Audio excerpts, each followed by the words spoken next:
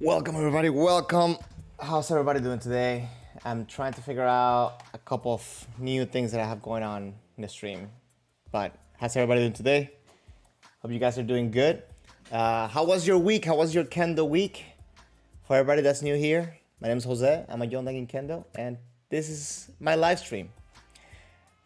I'm sorry, I'm a little bit like thrown off. I am first time plugging the computer into the monitor. So, I mean, I had the Mac before doing that, but now I have the PC, so I'm still trying to figure out the things, and my screen is inverted.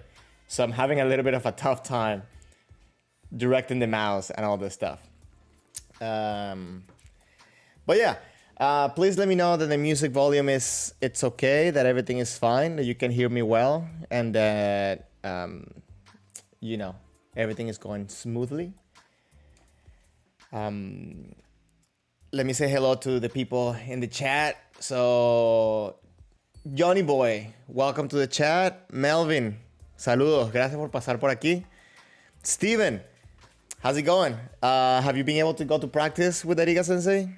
Theo, welcome to the chat. And Melvin, ¿todo bien? ¿Sigues entrenando en línea y en vivo también? Oh, good. So, okay, so está entrenando en vivo. That's awesome. So, Melvin is training what's it called, in person, so that's amazing. For some reason the chat is not showing up, but now there's a chat there. I hope you guys can see it. If you can, please, if you're here, just hit the like button just to make sure that this video gets pushed out to more people. What I want to do is I'm going to share also the Discord server link, and I'm gonna pin it at the top for everybody that would like to join in. I have to say that I've been having a lot of fun at the server. We've been sharing a lot of good stuff, and I've been getting a lot of ideas on some of the things to talk about, to discuss, to share, and to question. So I think it's a great place for people to ask questions, get resources, and it's been fun. Steven, so you're going back next week. Okay, so you are getting ready to get ready. That's awesome. That's good. Please say hello to, even though I talked to Ariga Sensei this week, but please say hello from me. That would be amazing. What was I gonna say? This week, guys, my dojo added an extra day of practice, so I'm pretty happy because now I'll be able to practice 3 times a week. This week was my first 3 times practice, so that's amazing. That's great. I'm sorry to rub that in, Johnny. Like that's messed up. You just said that. You know, it makes you sad, and I just rubbed in that I have 3 days of practice. I'm sorry. If it makes you feel any better, a lot of those times is me going by myself. Even though it's picking up, though, it's picking up. Shen.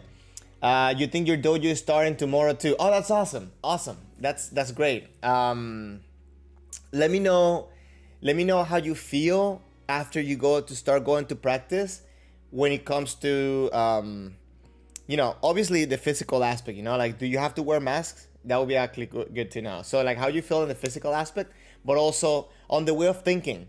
Try to see if you can catch yourself if you're thinking the same way as you were thinking before we left for the break. Or it's pretty much, you know, you evolved in your type of thinking. That will be amazing to, you know, to start getting a little bit of feedback on. I'm gonna say today, guys, I'm trying to plan these streams for everybody to make sure that everybody gets good enjoyment out of this. We get to talk about Kendo, watch some Kendo together. And the way I've been doing it, it's that I've been doing I've been sharing the videos with you guys kind of towards the end of the stream. But I feel like, especially there's some people in Europe that want to go to sleep, so sometimes they don't get to see any videos. So I guess everything that I prepared today, I guess I prepared it in 2 sections.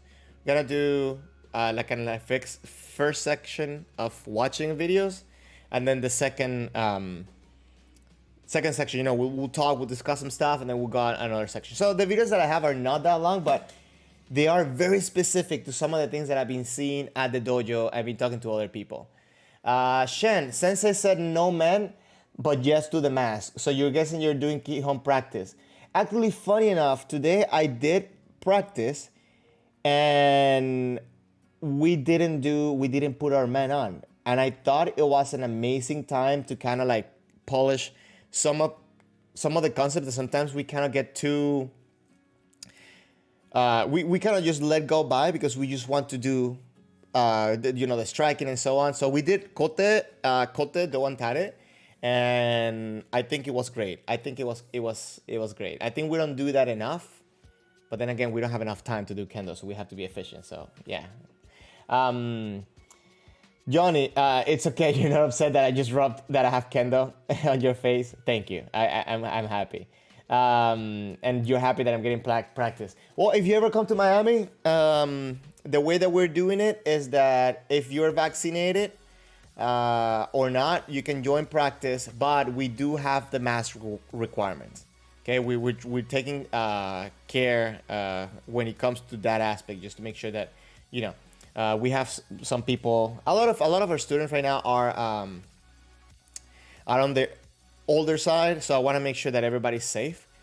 But I'm going to say, and this is kind of one of the topics that I wanted to talk about, which I'm gonna go into depth in a little bit. But we've been getting a lot more students inquiring about kendo, and wanting to know kendo, wanting to come see the practices. So it's interesting. It's interesting because I have had more people inquire about kendo and start kendo in the past 2 months that I probably did the year before this whole thing. Johnny, do I have any beginners? Okay, so right now, and that's what's interesting. Right now, we have 1, 2, 3, 4 beginners. One that is very consistent and doing amazing. One that wants to come in and he's trying to be consistent, but he has responsibilities with school and stuff like that. He's doing good as well. There's one that he shows up in and out, and there's another one that kind of like it's flickery. So I have a little bit of mixture of all ranges, like the whole broad spectrum of wanting to come to practice. And one of the things that I kind of wanted to talk today, right? It's that as a beginner, as someone that wants to come into the dojo, what are the questions that you think you should ask? Or what are the questions that they would have? Yeah, I think what questions would beginners have, and what questions should they ask in order to know what they're getting themselves into?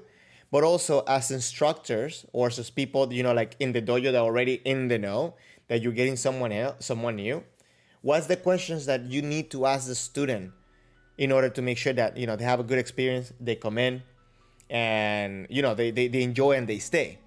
For me, I have had this experience now a few times in the past few weeks, which is amazing. And one of the biggest things for me, it's to figure out if they have an injury, if there's a problem that is going to limit them in any way. The other thing that I want to know is what got them to come in. What's their interest? Are they trying to figure out, are they trying to study the sword in a historical way, or they're trying to get fit, or they're trying trying to figure out their goals, just to make sure I kind of guide them into what the purpose of the dojo and kendo is. And I think also for me, it's been important to let them understand that it's fun. It can be fun, but it's also work, right? And understand that at the beginning specifically, there's going to be a lot of repetition that some people might think is boring, might feel is boring, But once you get over that, I think you're golden, right? And yesterday, I had a beginner come in and, ask me some of those questions. And I've been thinking about that because of these interactions that I've been having. And, one of the questions that I feel like it's important, it's, how much is the equipment? How much is the investment going to be?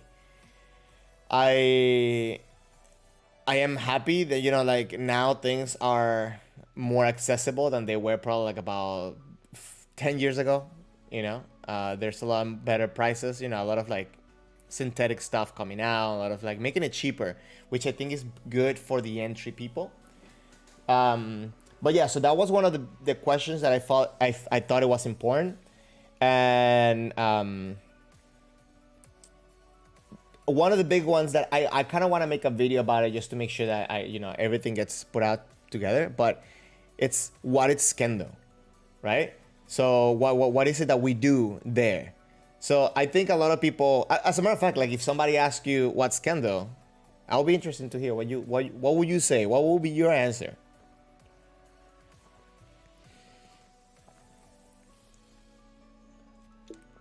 Jan, this morning you had your first in-person practice this year. Nice. Awesome. And Jan, there might be a way that I may be able to see you in a few weeks. Maybe. We'll talk about it later. But that's awesome. Johnny, so okay, so you're a beginner, so you would like to know about the answers too.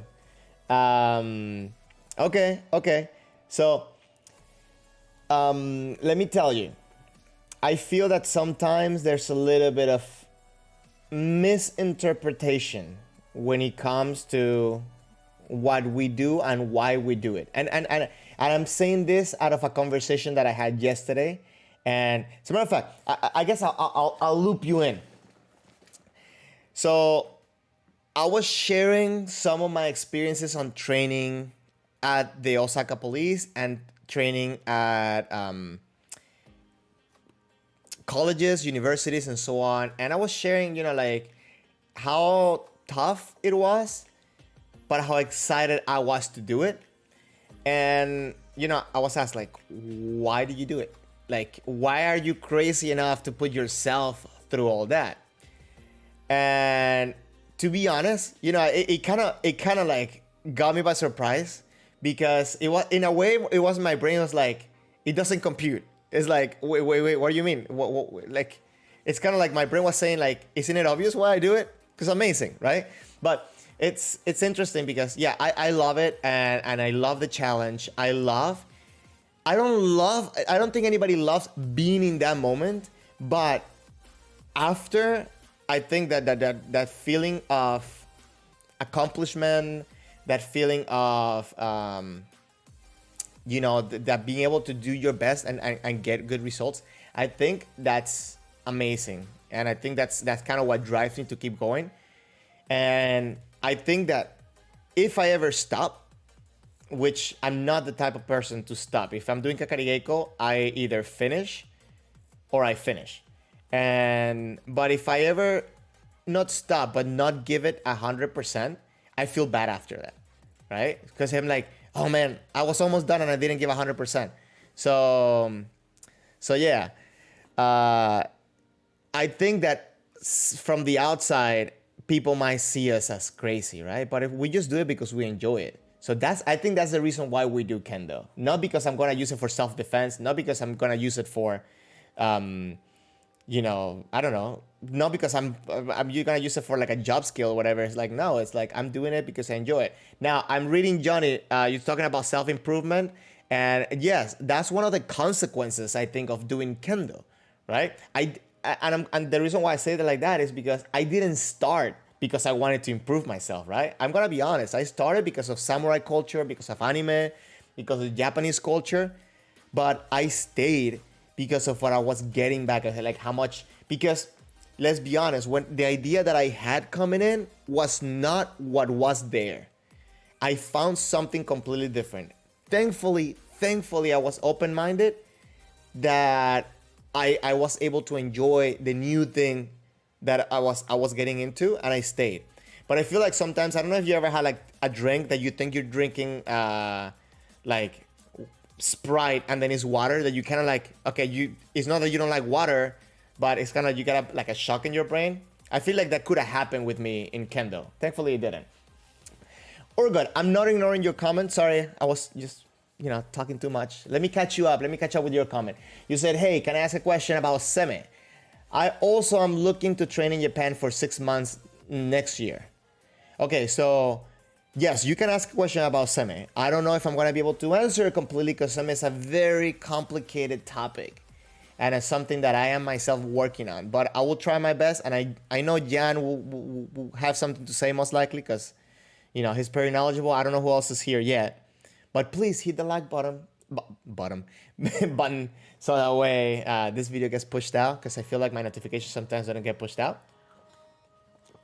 And while you ask your question, Urgot, I'm going to put out, because Leo told me that I need to do this more often. And I don't know why I'm blaming her, because I am doing it, right?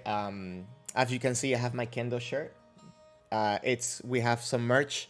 If you can support the channel, you can go check there. We have a couple of shirts and stuff like that you can, check out. That way you help us support the Discord channel, which, by the way, you should join. It's up top. It's you see it's pinned on the top. You can just click it. Oh wait, I didn't pin the right link. Let me do that. I pinned the wrong message. So I'll put it out again. So I pinned the right one.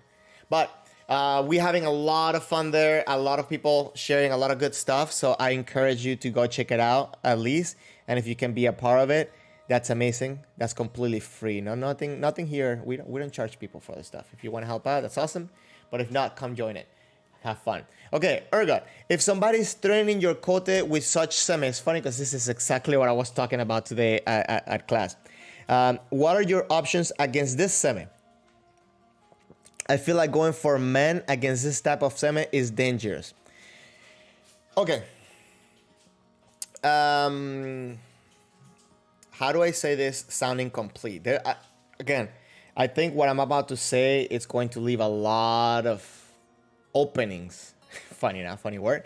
On this. But what's happening is that there's many ways that you can train the kote, right? And as a matter of fact, the way I like to think about it is I don't come in when I'm in Kamae, I don't come in with the mentality, I'm gonna go for kote. No. I try to come in, make the person have an opening, and then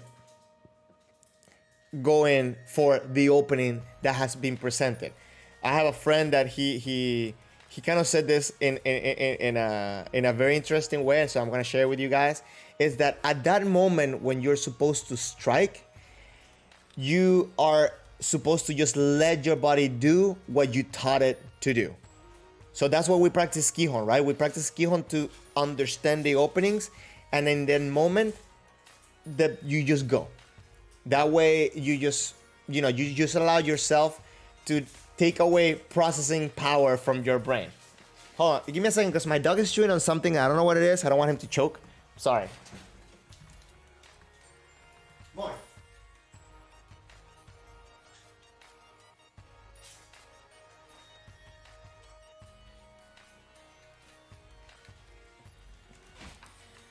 I'm so sorry, guys. But, Urgot, let me just finish with this thought, because I think it's a very interesting question. The best defense, it's an attack. So what I mean by that is not just bluntly attack, because there's more to that. And again, I'm being very general also because I don't know, your experience as well. But if you are in the defensive, always going back, maybe covering the kote, then you might have an opening for the men, right? Or for tsuki, or for do. It's like, so you have to see it that way. So you want to be in a state where you're not reacting to your opponent. You're actually putting the pressure and overwhelming your opponent, so then you get the opening. So I think your best defense will be to learn different types of seme to make him feel uncomfortable on coming to you.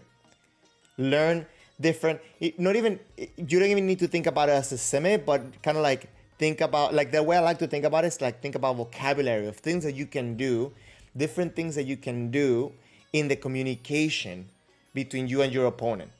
Because once you start being defensive, then that's when, you know, your confidence start going down, you start backing up, you start like, you know, shutting down a little bit, and then that's when you start losing the match, if that's what we're talking about. But yeah, please let me know if I answer somewhat of your question. Melvin, don't forget we will see videos first, so European people is with us, then talk about topics. Or wait, did I miss something else that you said before, Melvin? Because I'm like, what are we talking about? You say don't forget we will see videos first, so European people is with us, then talk about topics. Or did it wrong? Sorry for sounding like a Grinch.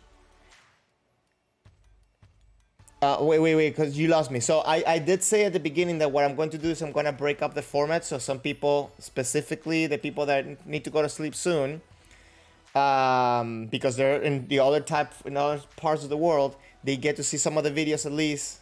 So yes, I'm gonna catch up. I'm gonna talk about something. Then I'm gonna show videos related to that. Then we're gonna have another, you know, fun talk, and then show videos related to that. Because I don't know, but lately, like we've been going overtime. We've been going for a little while. I think before the streams used to be shorter, but I guess I'm having fun with you guys, so I stay longer. But yes, I will not forget. I'm not forgetting. I'm also giving time for people to come in. People, if you're here, please hit the like button just to make sure that, you know, this video gets pushed out. I'll really appreciate it. Okay, so Urgot, in high level iscote, you often see one person lower the kensen to apply seme, presumably for threatening the gote. Okay, it is a common thing to do that people kind of like threaten low to make an opening high. It's you know, it's one word in your vocabulary. If you want to defend, like for example, what I do to defend against that, it's if you manage to anticipate that moment when they're gonna come down, if you know, coming forward, they might like get shocked and say like, okay, like have a freeze or back up, or maybe even go for the kote, in which case, you know, like if I'm attentive, if I'm putting pressure, I can deflect and counter. So, but again, it's like a chess game, right? Like it's like, you know, you do something, I do something, you do something, I do something. So it's not as simple as I'm making it sound. I hope I'm not getting that. You know, I hope I'm not making anybody mad. But I think you would see it a lot in all type of levels, because I feel like especially when people are catching on, they're trying it on earlier. So, you know, you might see it, but it's understanding. And you also got to understand that some people may not understand that as a threat. They might not be focused. So you have to also pay attention to how they are reacting to your emotions and so on. So, Urgot, okay, I think I answered what can you do against that threat offensively. I think putting pressure, you know, like stepping in, being attentive, trying to control the shiai. I personally like to try to control the shiai as I come in. It's been my flaw that sometimes I pay too much attention to that point. So instead of, you know, throwing a technique, for example, I would just stay there trying to get more control when I don't need it. But yeah, that would be my suggestion to start with. And of course, follow your senses advice. So Shen, you said you intentionally open up kote even more for him to hit it. Okay, that's risky. That's risky, especially if you have somebody that is very good at the underhanded kote, like the under kote, because you can get a lot of reach with that kote, and gauging the distance with that, it's tricky. So if you know the opponent doesn't have the ability to get the kote, or if you have the ability to counter that confidently. But I am the type of person that I don't like to bait people like that. I feel like being baity becomes reactive. Not to say that that's not a way of doing kendo. Listen, everybody have their own styles. I'm not putting it down. I'm saying my recommendation. I do appreciate your recommendation though, because for some people that works, and some people do fall for those type of things. So but try it out. That's all I'm saying. Try different styles. Yeah, I hope that answers that question. Johnny, you're curious. Does it matter who your sensei is? You came from martial arts when you train under matters almost more than the art itself. Oh, under like it. So in that art, it matters more than the art itself. It's different in Kendo. So it's interesting you say that, because I think there's a lot of politics involved, especially when people start getting to like being on the sensei thing, and like there's a lot of things that can go on. I think you need to find somebody that, number one, knows what they're talking about, not just say what they know, so they have way of showing it. And results, I think, for a good instructor, not only show, because this also happens too, that sometimes there's very, very good kenshi. They're very good people that are very good in competitions. They perform well. Maybe they have been great at passing tests, whatever, but not necessarily very good at communicating that to other people. They feel very confident on themselves, but their dojo, for example, it doesn't have as many results. I think it's a balance between sensei success and also the dojo success. But overall, it's going to be understanding what good Kendo is, and for them to be able to transmit it. And again, I'm being very general because it's a case-by-case scenario. Of course, if you're under a sensei that has a lot of influence in your federation, then most likely you're going to have some perks. But I don't like to think about those things. Melvin. Okay, cool. So I got what you meant when you said the whole thing with the videos that I was gonna shut. Awesome. Urgot, you're welcome anytime. So Shen, you fall for it 100% of the time. Baiting works for people who are beginners.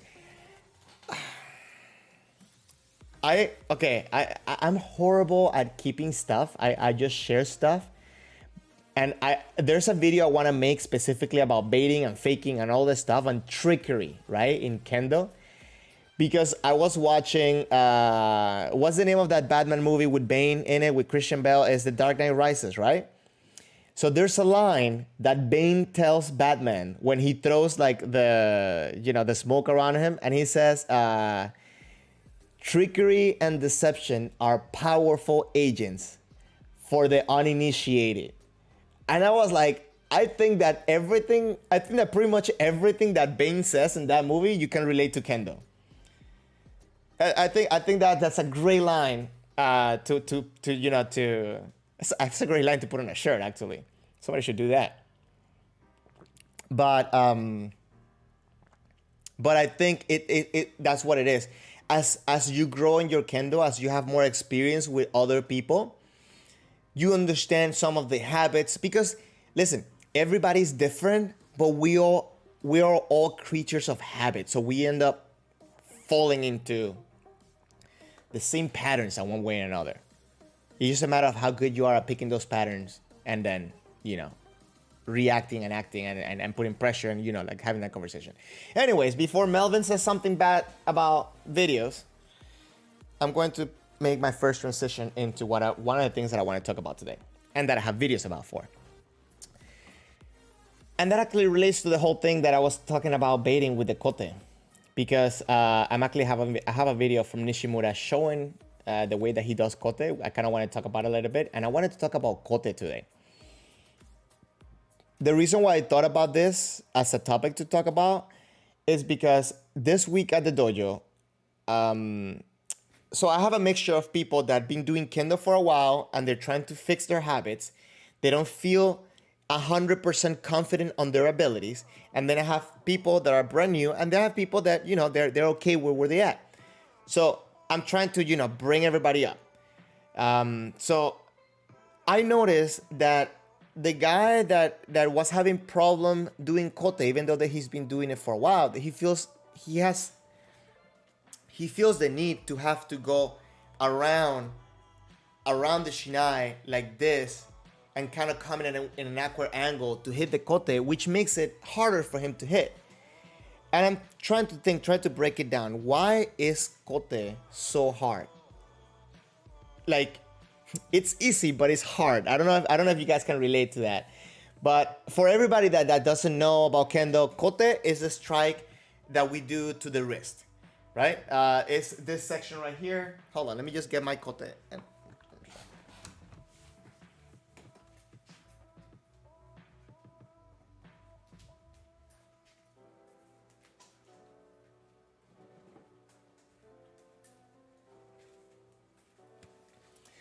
Okay, so let me put my headphones back up. So, and please share your experience, because I would like to, I'm learning from this and I'm trying to help other people out. So, when you're in kamae, when you're in your fighting stance, you have somewhat of an opening sometimes, like this, maybe if you move, you have an opening here. So kote, you try to get here. When we're doing kihon, when we're doing basics, I feel like a lot of people miss this target for a variety of reasons. So for example, this gentleman, he was hitting like this. So it's not really like he's doing katsugi waza or anything like that. No, he's just trying to like get over it and then hit in an awkward angle. And when he comes in that angle, I guess I need another shiai for this. When he comes in that angle, he tends to clash with the shiai. So I started breaking it down. So I was like, let me step to the side. Let me see what's happening and how is it that he's not making the strike. Number one thing I noticed is the motodachi's fault. I was like, okay, first revelation here. When you're being motodachi, it's very important that you pay attention and you help your partner, especially when they're beginners, especially when you're trying to polish something, because that is going to affect the execution of a technique.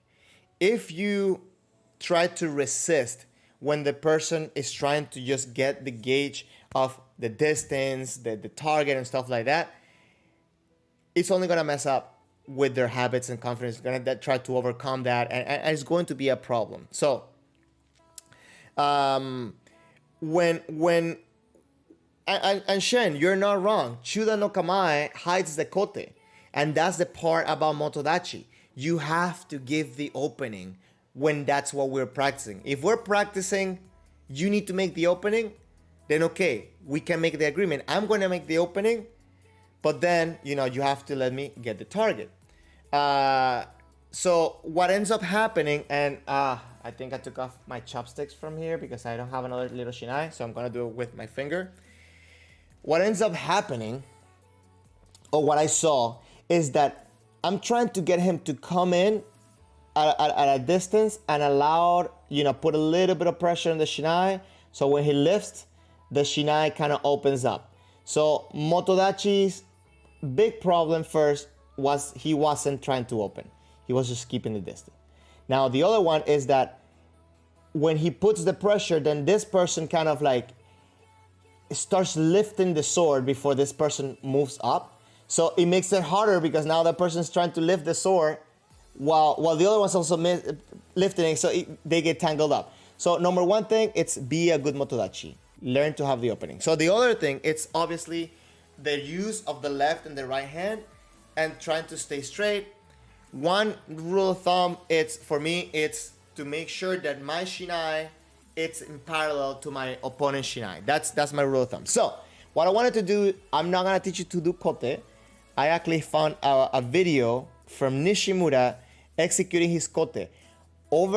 He talks about doing it over and under. So I thought we would go over it together and just see what can we learn from that, what can we take from that, and then I have some kote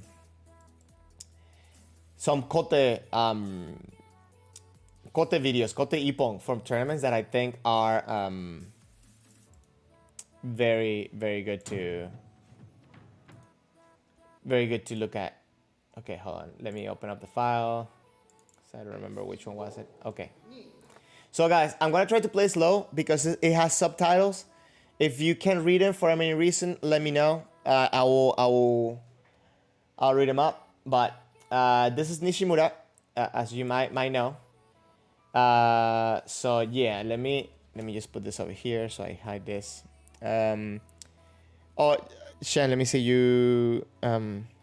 Yeah, okay, Shen. So you said pretty much what I was saying too, right? Like, yeah, you definitely anticipated what I was gonna say.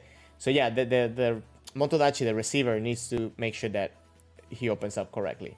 Okay, let's watch this. Let me know if the volume is fine too.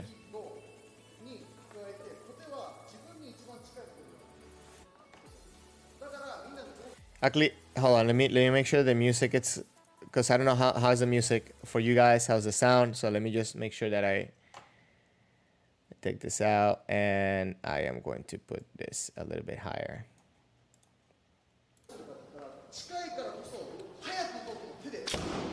Okay, let me go back a little bit so we can catch this.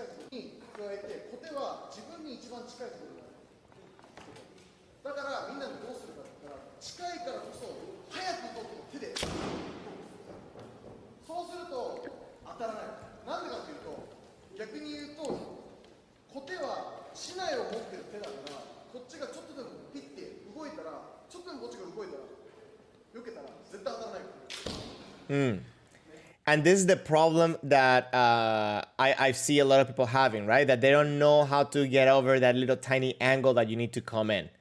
Right now he's focusing, I think, underneath, because I think that's his signature kote, right? Like going underneath and with a very long reach.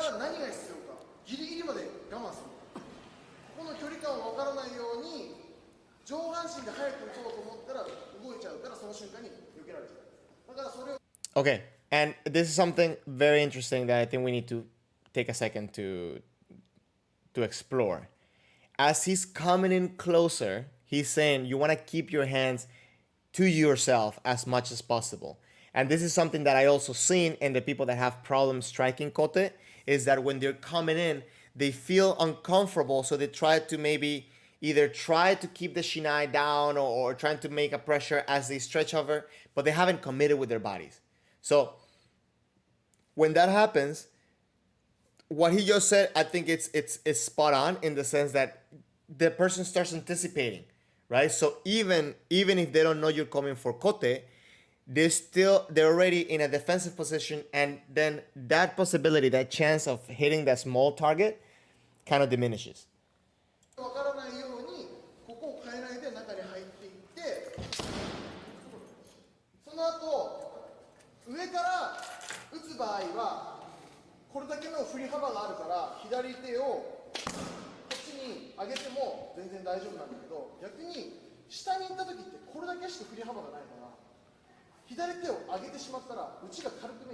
Okay, so I understand. He is actually explaining his under kote. He's not going. I thought he was going over too.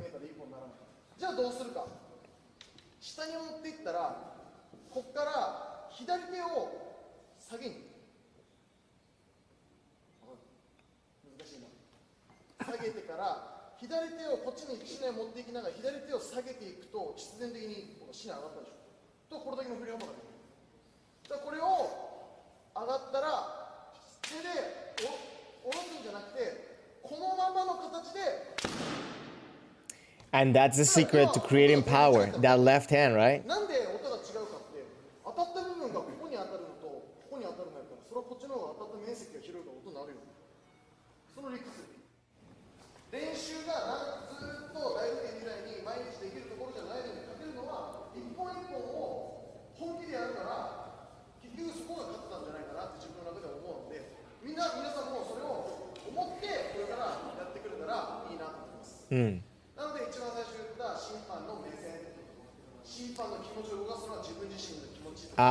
That's a very good. Okay.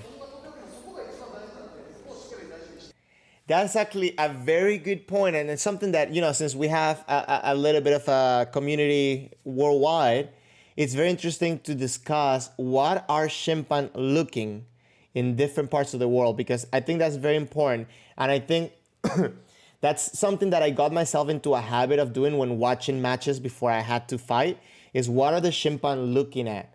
What are they considering ippon, right? Because every shimpan I think has a different level. And there's some things, not that, okay, I don't like when people say, oh, chimpanzees today are not giving kote, or chimpanzees today are not giving do, because then I've seen kote being stroked and being scored. So I don't think it's about that. I think that judges are looking for something specific, and you will be able to catch on to it by looking what they think is ippon. Even from the earlier matches, like if you go to a tournament, like most of the tournaments here in US, where the kids start first, and then the cues and shodan, and so on. Okay, you can start seeing that progression, and you can start seeing what they're looking for, and get an idea. That's actually a very good advice. It's something that I do, but I never thought about sharing. Okay, now you're gonna see Nishimura's kote, right? Oh, and it's against Uchimura, which I think you guys know that Uchimura is very famous for his kote, right? So, hold on, I forgot how is it that you do the slow motion. I think it's like this. Hold on. Okay, let's see how he comes in. See, he comes. It's very, very tiny, right? And I think that's his signature kote. That's one of his most used kote. And I like what he said, the whole thing about, when you're doing this, you want to make sure you're not swinging the shinai up, but instead just putting down the left hand, so the tip goes up and you create momentum with it. I think that's very, very important, in order to start creating that good impact as you come in. So what I'm going to do is I'm going to play another video actually from Uchimura, because I think Uchimura has a lot of different, has a biggest, not the biggest, but he has a big diversity on their kote and his technique in general. So I think it will be interesting ippons to watch. But Shen, you said that you saw the same video. You tried this a while back. You lowered your left hand to your knee. Wait. Why to your knee level? During the upswing. Hit the kote before Fumikomi lands. Your kohai told you that it hurts a lot when you attempted it. You don't have the control. Well, I mean, what do you mean you dropped it down? You lowered it down to your knee, though. He's not, like, even if, okay, I'm going to show it right here on the execution, right? Let me put down the speed so we can see it. I'm going to try to pause it. If it goes. Okay, hold on. Come on. Start. Maybe if I can. Oh my god. Okay, this program is failing me, guys. I'm so sorry. I'm trying to pause it or to stop it at that moment.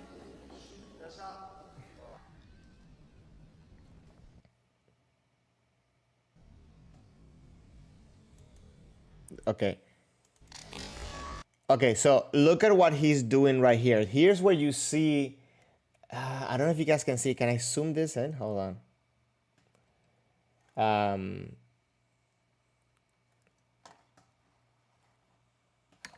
Let me see if I can zoom this in for you guys.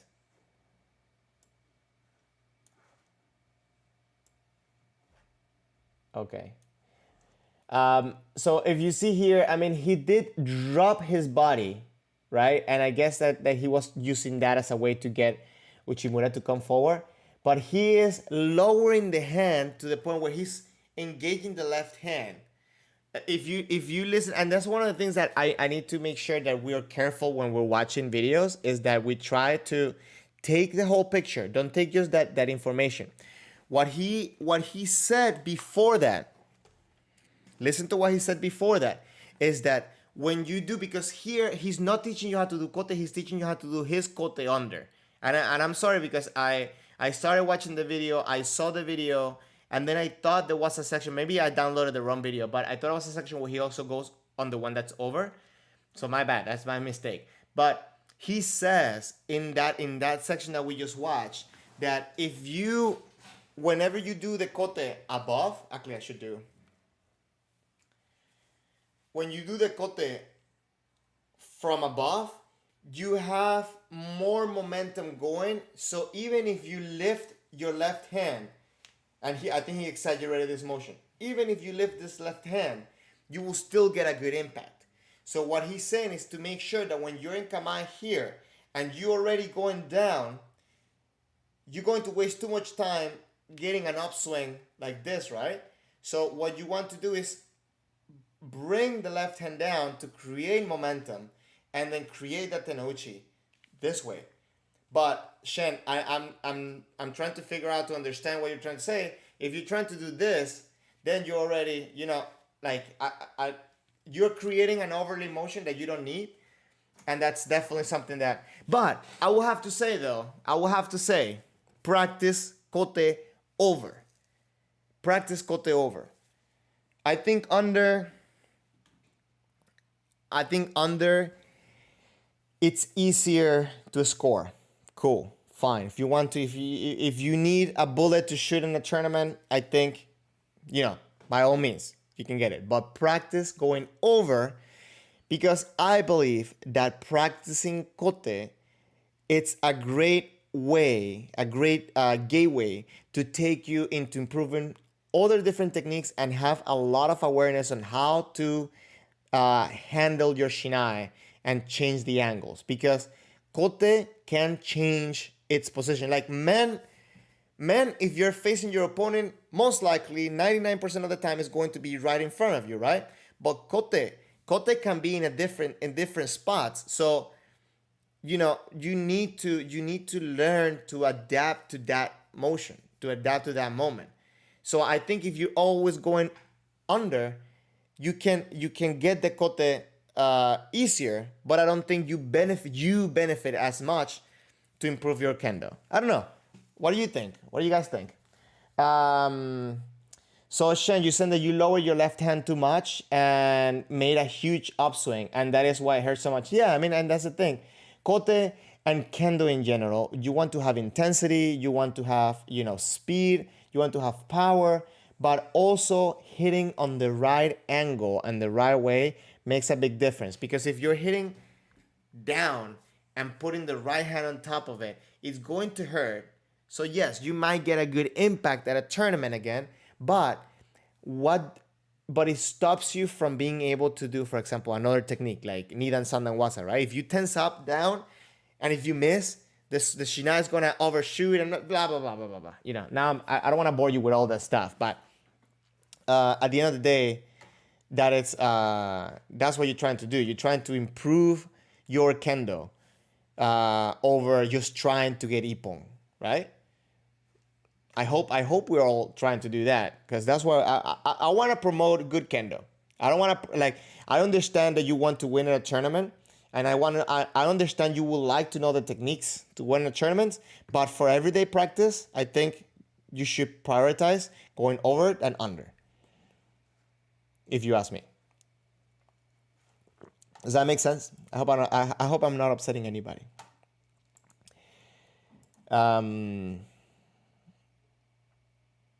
Let me see, what's my next video?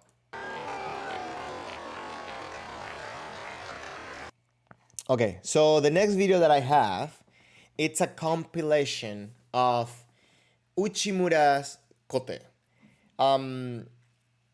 I enjoy watching Uchimura's performance because I feel like he has been consistent on his performance, right? I think he also shows diversity in the way that he communicates with the sword and the way that he comes in. And I if I'm not mistaken, right? Like he is in the kind of like at the end level. I don't know if he's going to go back to competing in the regular All Japans after when the police are allowed to get back in there. Because of his age. I think he's like at the end of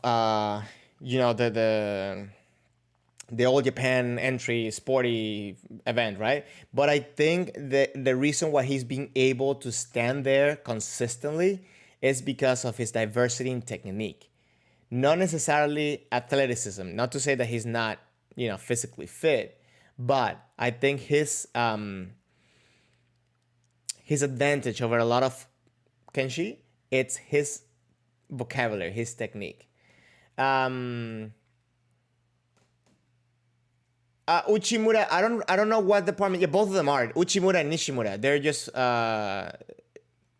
just different police departments though. So I don't remember. Does everybody remember? I think he is in.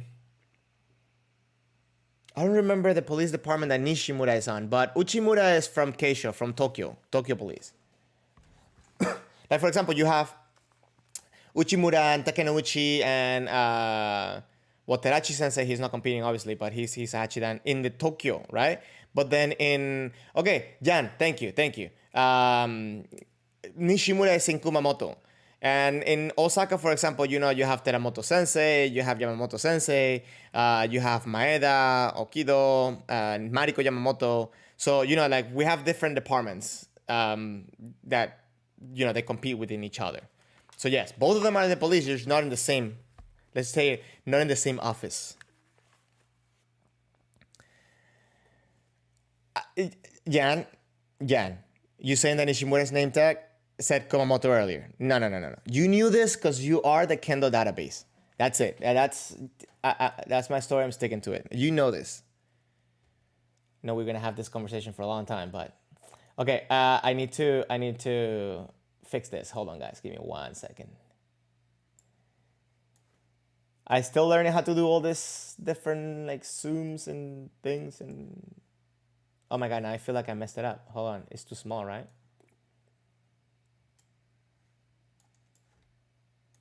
Oh my god, this is ridiculous. So sorry, guys.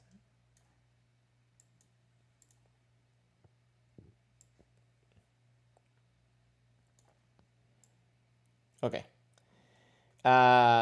You getting car sick now? Oh, my bad. Listen, I just didn't know how to do that. I didn't know how to do that. I need to figure out a way. I'm sorry. Okay. It's done though. It's done. Maybe next time I'll figure out how to do it better.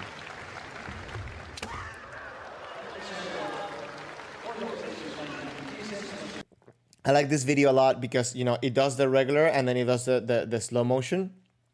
And you see, he went over on this one. Okay, this one doesn't count because it's Jordan, right? So he said, even though it's very interesting.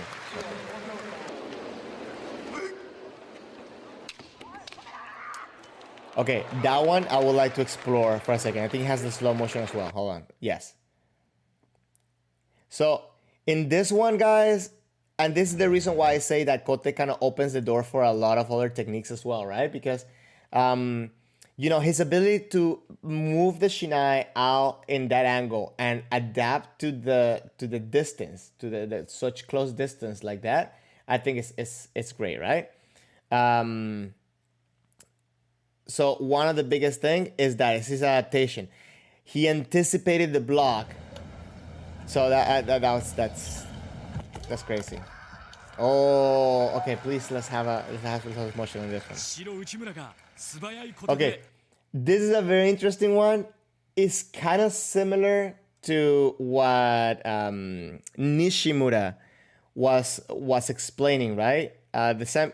So technically, this will be kind of like a kote from under instead of over. You see how compact his motion is with the left hand? He pushes down with the left. Now, granted, he does push with the right forward, right, to get the sharp push.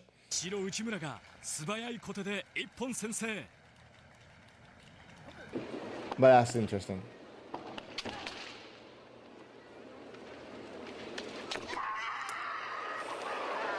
I kind of wish we had the other angle for that.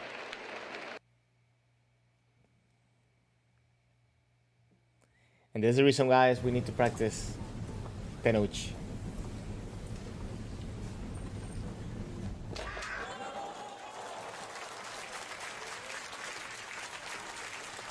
Okay, slow motion. So in this one, okay, here we're talking a little bit about, I guess this will be a way of faking, right? Faking. But here, he does use his shiai to kind of overwhelm the opponent, then makes it a threat to the man, a brief hold, and when he sees the reaction he needed, he just allowed his body to go forward. I don't think he went in with the intention, I'm gonna go for kote, right?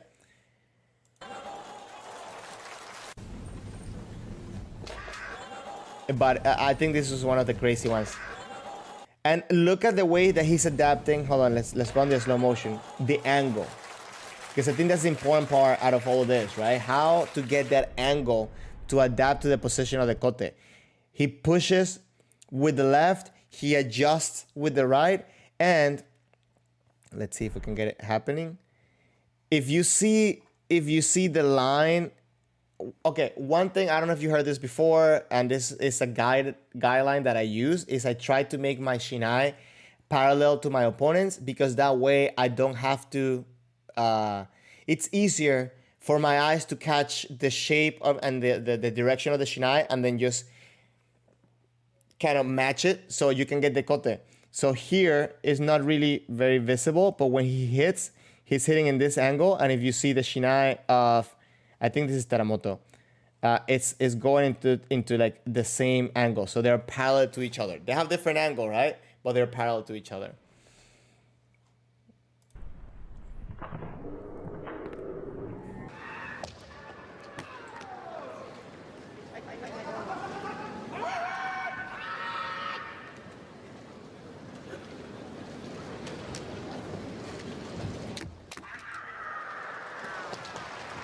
He has something really good with his kote, which is messing up with the timing, especially with that katsugi. You see, he goes in. Talk about keeping your hands to yourself, right? He doesn't throw the hands until pretty much the last second. Look at that. He comes in while coiling his hands back, adapting to the angle, and then shooting his shot. The last second.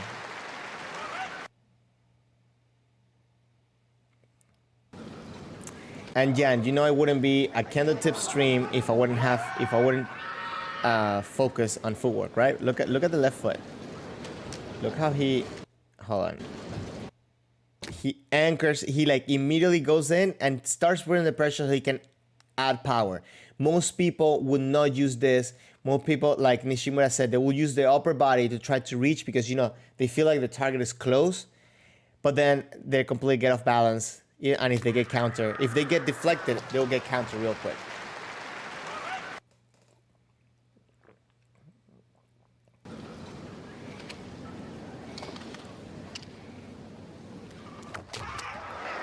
Same type of technique, right? It's a little bit different because instead of doing so much katsugi, he went around.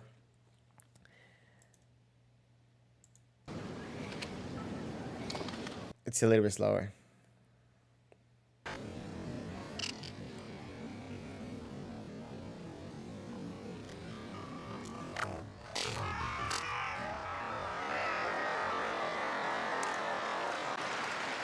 Also, and this goes to show the importance of the mentality of continuous waza, because if you saw that last one, it was like he executed two techniques. The footwork was as if he did one technique that he didn't shoot, right? And then he did kote. So maybe you can think about it as like men kote or kote kote, right? Because he comes in with that full intention as if he's hitting a technique and striking a technique, but then going around and hitting the actual technique.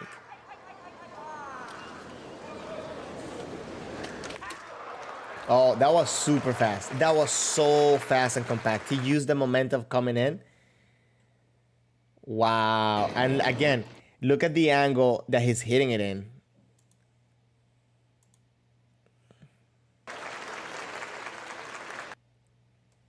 On.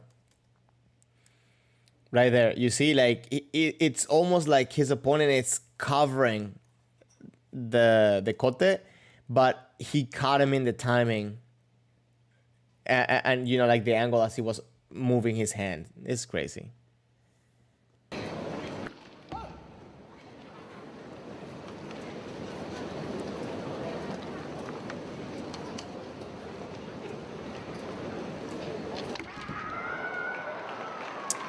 That was interesting. Hold on. Let's take a second on that one if you guys don't mind.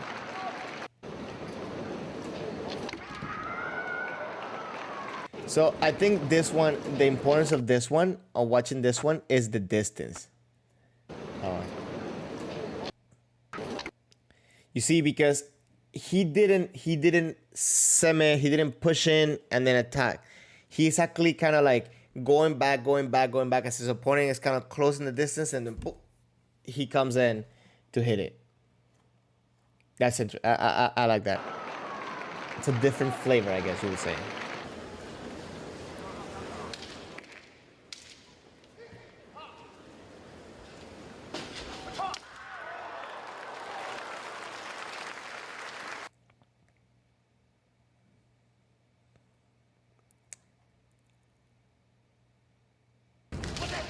That, okay.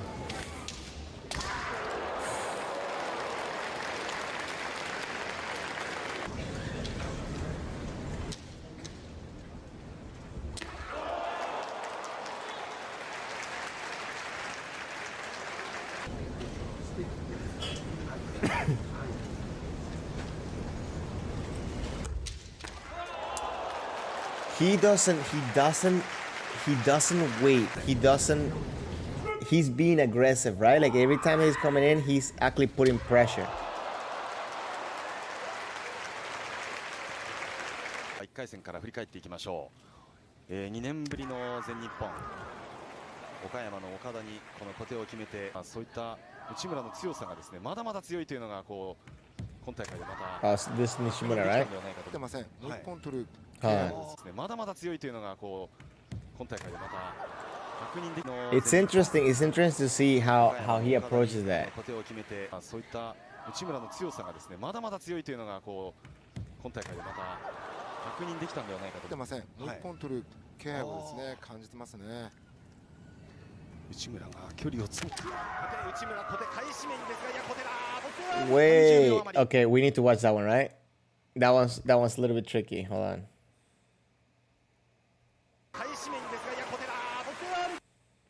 Okay, hold on, because this thing is, this website, I mean, this program's a little bit hard.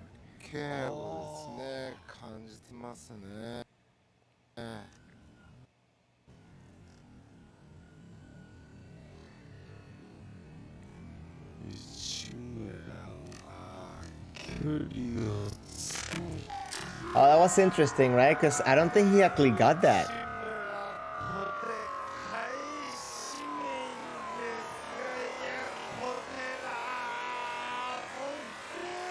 Yeah, I think he had that Kashimen, right? But oh, that was, he didn't get the Kashimen, but he definitely got the Kashi.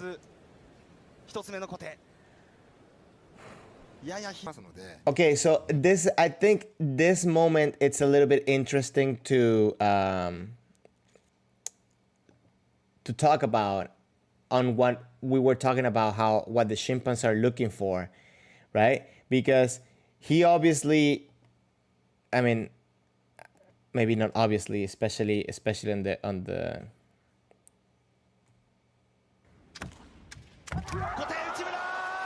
right, he had good impact. But I feel like he did it a little bit deep. I mean, it's kind of hard. It's kind of hard to see with that angle, right? Yeah, it looked like he missed it completely. So it's interesting how he got that sound. Maybe with the Fumikomi, he was able to hide that sound, or to get that sound from the strike, or at the moment of strike. But it kind of goes to show that we need to pay attention also, what are the chimpan looking for. So yeah, Shen, that was totally elbow waza.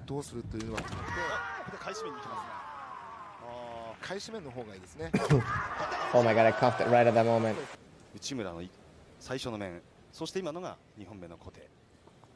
So as you seen, Nishimura has a lot of diversity in the way that he comes in for the kote and the flavors that he puts into his kote. Because this one right here, it's a more straightforward kote. More like what Nishimura was showing us, right? That was risky. That was so, okay, that was so risky, right? Because he went in head on for that kote. And look how small of a step he's taking to make that threat.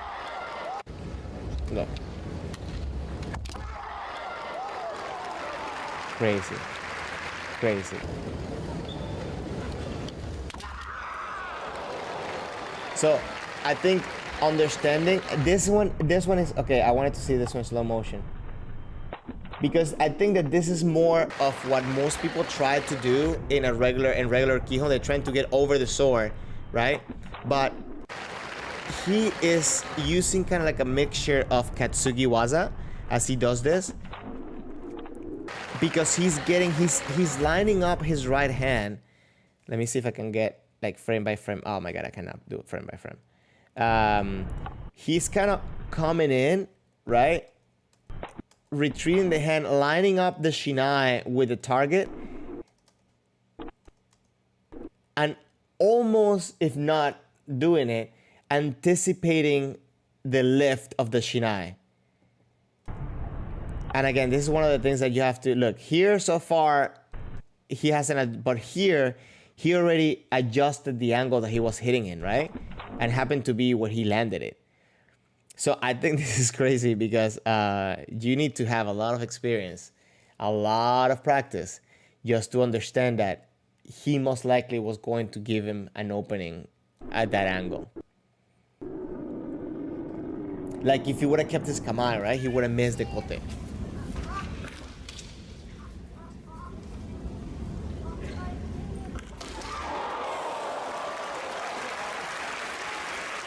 I always find amazing when someone can create that much power in such a small swing, right? Look. He created such a good impact out of that tiny swing. Okay, so that was the last kote from that video. Kote is crazy. Kote, I think, is a technique that a lot of people want to practice, a lot of people want to do. But I think it's one of the things that you need to, make sure you get the confidence to do it. You break it down because there's so many elements that you can add in order to make it easier. Or if you don't do those elements, make it harder. Like where you put your footwork, how you move your body, how you go through kote, right? Because some people do suba seriai, some people go through the right, some people go through the left. But I think practicing, you see, I feel that if you notice, and correct me if I'm wrong, oh, Theo, thank you. I didn't know. Okay, I'll try it on the next one. If I press E to advance the video one frame at a time, awesome. I'll do that on the next video that I play. So if you practice kote over instead of under, if you notice, there was a lot more diversity on the swing, going around the shinai and doing all this stuff, the different type of timings and seme and approaches, that it just gives you a lot more to work with. And if you notice, and granted, this is kind of like an isolation on the kote, right? But there are way more different videos that you're probably gonna find of him doing the same thing, but instead of choosing to go kote, he will change for man, or go for do, or go for yakudo. So I think that practicing like that, it opens up so many doors. So Shen, you said that your sensei told you to cut kote just like how you do in kihon, straight up and straight down, not cutting with an angle. If you're hitting the suba, then that's not because of your kote. Then that's not because your kote technique is wrong, but the timing that's wrong. That's actually very interesting.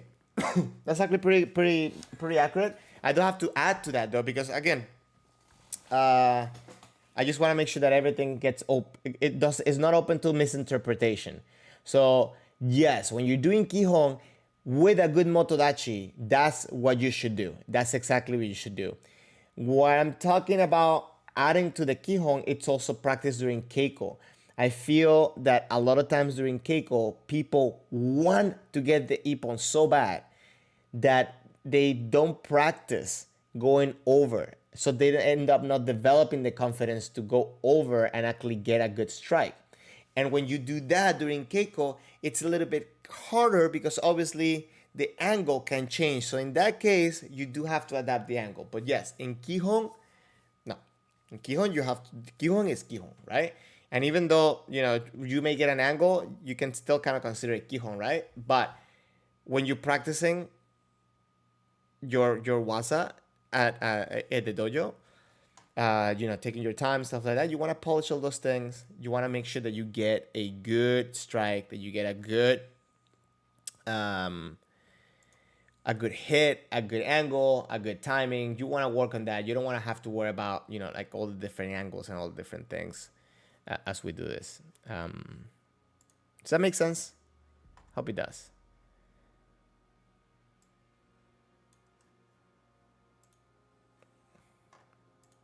Okay, let me just, what's going on here? Okay, just wanted to play the music again. How's the volume for you guys with the music? Is it too low? Is it too high? Melvin, your senses also told you that the same thing, kind of like what Shen was saying. You guess that in your case, more likely that you're still learning, so basics first.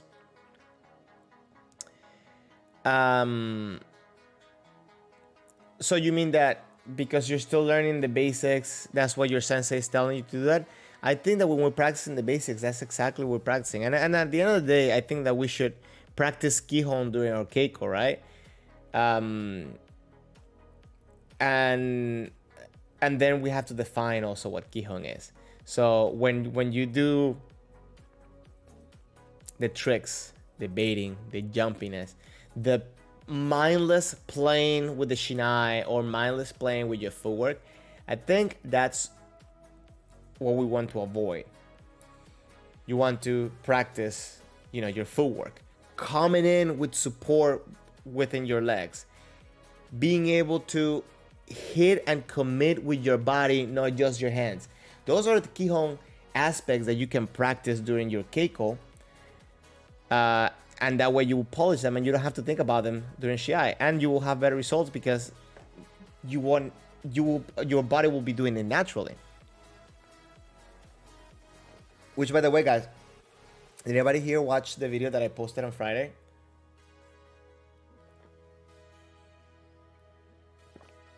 I'm drinking green tea, by the way. I got you know, matcha, right? So I made the matcha with a little bit of like powdered milk, and it's amazing.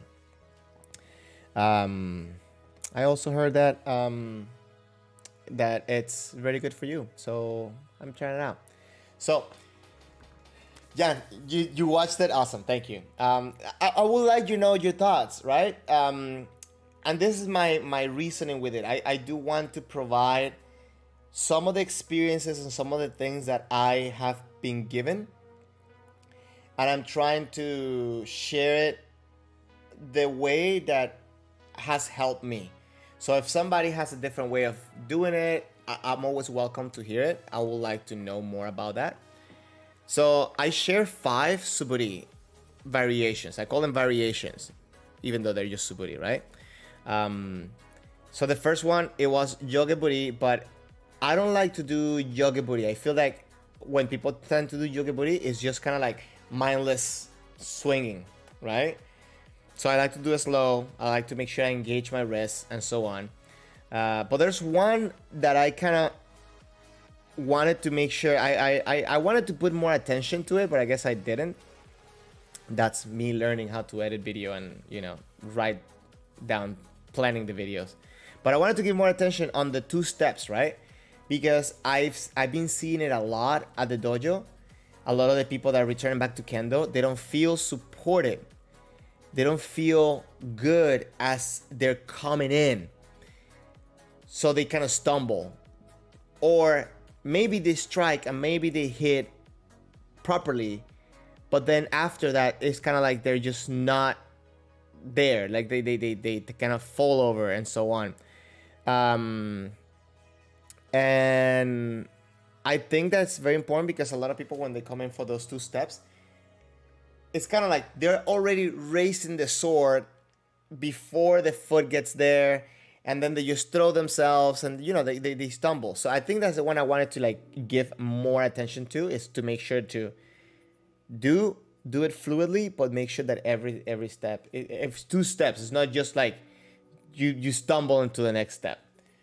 But yeah, so Jan, you said you like the mini hasuburi. I actually liked that one the best as well. When I found it out, it was at the Osaka police. What they do is that after every practice, they will do, I think it was like 300 of those after the practice before taking off their bogu. And it was funny because I heard Hayasuburi, and then I go, I lined up and I started doing Hayasuburi, and I was like, why is everybody doing 2 for every 1 that I make? Like, what? Like, what's going on? And granted, like, I was just looking forward, but I could see the shinais striking, right, on my sides. And I was like, what is going on? Like, I know they're faster than me, but not that much. Like, this is, no. So I had to, like, turn around. I was like, okay, I get it. And then, of course, I asked about it. And, they told me it's a very good exercise for your tenouchi. It's a very good exercises for proper muscle engagement of your shoulders. A lot of people lift the sword doing this. No. Right? It's a combination between your wrists, your hands, your shoulders, your back. So, yeah, that's what they told me. But I'm going to tell you that if you don't expect that, just imagine that, right? You go somewhere and everybody's doing what you are doing your best to do. And even though you're doing the best you can, they're doing double than you, double speed. I was like, wait, no, these guys are not Superman or something like that, right? They are. But, there's a technique. There's a method to the madness. Fun times. Okay, guys, I actually wanted to share because in the Discord, somebody started the conversation about splinters and and shinais and shinai maintenance. So this week, I actually broke 2 shinai at the practice. I have them right here. So I have this one that I don't know if you can see that is broken. Oof, I think like I almost got a yeah, you can definitely see that it's broken right there. I almost got a splinter on my hand. And then this other one right here. But let me ask you a question, guys. So the other one is right here. I'm not proud that I broke them. I just want to be clear that I'm happy that I'm breaking them because that means that I'm using them. But I think they're breaking just because it didn't get used for so long. Not because I'm hitting too hard or anything like that. And as you can see, this one was one that was already rotated. So you can see the blue on the top. It's because it used to be at the bottom.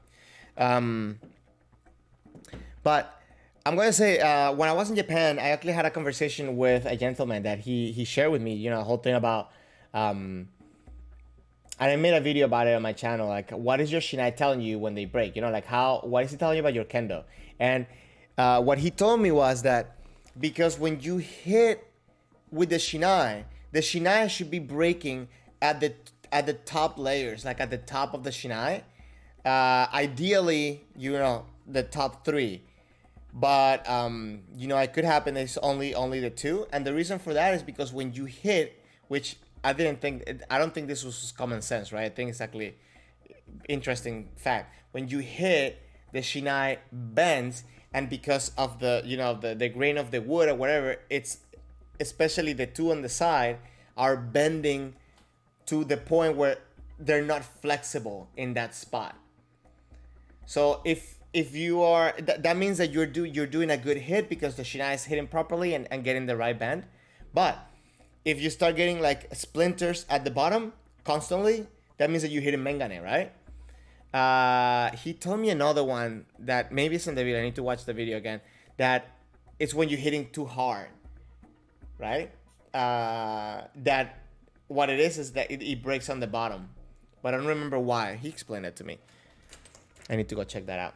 But ideally, you want to look at your shinais to see how they break. I don't know if anybody has. The reason I'm saying this is I want to know if you guys, what do you guys think about, how your shinai breaks and all that. Melvin, sorry, I didn't catch up your comment when you said that you saw part of the video. And thank you, cool. I appreciate you guys watching the videos because it does help the channel. I need to make sure that I get 4,000 watch hours on here in YouTube, so that way I can stream through my phone. The channel will be monetized, which it kind of sucks that you guys are getting commercials, even though my channel is not monetized, because I'd rather not have commercials. So I feel like more people leave because of commercials rather than watching the whole thing. So that kind of sucks. So yeah, and there's a couple extra features that I get once I get to that point, because I already passed the 1,000 subscribers. Which reminds me, guys, I wanted to do this on camera. You guys know I did a giveaway of three shinais. I have not shipped those because one person hasn't replied to me. I kind of wanted to go just take one trip to the post office. So what I wanted to do, I still have the bag with the names of everybody, so I wanted to do it here on camera. So if this person doesn't reply me by tomorrow, I'm just gonna contact the next person and see if I can send it to them. So cool, right? I'll make sure to show you that.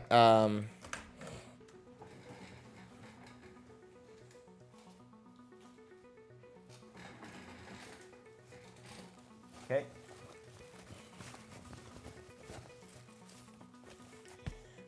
There are a bunch of names here. It's not just one or something. Trying to make sure that you guys understand that I'm not cheating. Right? It's a bunch. Okay, now I just dropped 2 names. Sorry guys, whoever these 2 people are. I'm not even gonna read it. Okay. So, just gonna go like this. I'm gonna get a name out, and Elisaveta Vaganova. So this person right here. I'm hoping I'm pronouncing it right. Hold on, let me just make sure that I put the name here. Okay, so this person, if this other person that hasn't replied doesn't reply to me by tomorrow, I don't know if you're here, Elisaveta. I don't know if I'm pronouncing it right. You will get the shinai. Anyways, now that's done. I talked about the shinais, I talked about all that stuff. I want to show. Oh, okay. So, and the other reason why I wanted to bring the shinai, it's that what tools do you guys use to fix your shinais, and what do you guys do? So, yeah, and I know you mentioned, and you do the same thing that I do, is that I don't like to pull out the splinters. Leo, welcome to the stream. Thank you for passing by. Hey, listen, I put the Discord link on the top. It should be the right one. I told people, hey, listen, we have shirts. There's also a donation link that I guess I can put in the chat. I think I have it. Yes, I think it's that one. So if anybody, want to help out the channel, that's fine.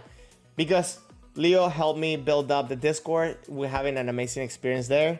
So I know you told me that I have to push out more of this stuff so people support the channel so we can pay for the stuff that we're paying for. But anyways, go get those sexy shirts. Hey, listen, there's sweaters too. I actually have one right here. It's like right here. Sometimes the AC kind of yeah, and it's a zipper because I like the zipper sweaters. I don't like the hoodies. I mean, I don't like the ones that you have to wear up the whole thing. So, and sometimes the AC kind of just hits me straight forward, so I don't like that. So sometimes I put that up. So yeah, a lot of people are excited to talk Kendo in there, and that's awesome. I'm very happy to what's been happening. So thank you, Leo, for helping out with that. Yeah, that's nice swag. That's awesome. So, Jan, you said that you don't like to pull out the splinters. You like to to sand them off. I used to use the shaver, the one that's like a metal thing to shave off the shinai. But last time I was at Aribogu, Tayo, Ariga Sensei's son, You know, like we were talking about it, like, you know, he started using the sponges, and it's like a sandpaper sponge with a rough and a fine side, and this thing is golden.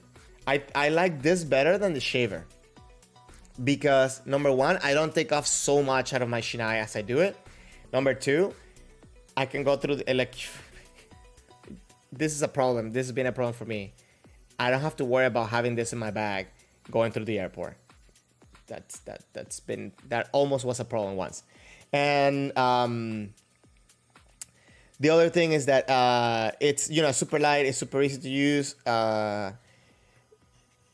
You can also go, like, for example, like if you go to Home Depot, for example, you can get you know, like there's sponges too that they do the same thing, but I like this because like it has like a very rough, and it just clears them up. It definitely clears up the splinters out, and it helps me maintain it. I don't like to do it too much if I don't need to, because I feel like the more you shave the shiai, the easier it's for the wood to dry out.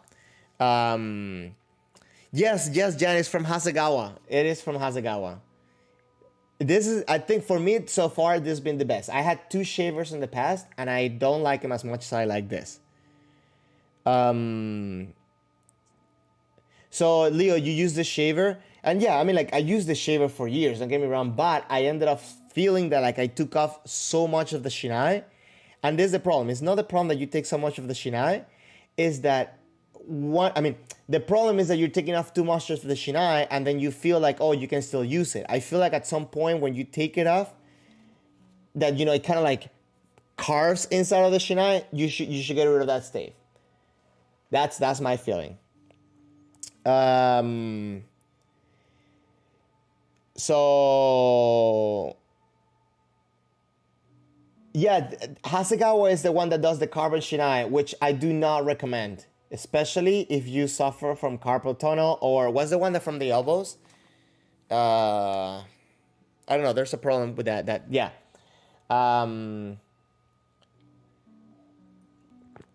So yeah. So Leo, you feel that the sponge, that the shaver takes off too much? It's totally. I mean, I don't have any more because I think I threw them out, but I used to do it, and I feel like I had like gaps. I was look at my shiai and I had like a gap into it. That it was, yeah, it's not cool. Leo, yeah, you're talking about tennis elbows and golfer's elbow. Yes, but there's something that, because of, it's not arthritis, there's something that I read a long time ago that also people that use electric drum sets develop, that it's also, it's in addition to carpal tunnel. I know this because I have a friend who she's a drummer. She actually did participate in the soundtrack making of John Wick 3, I think it was.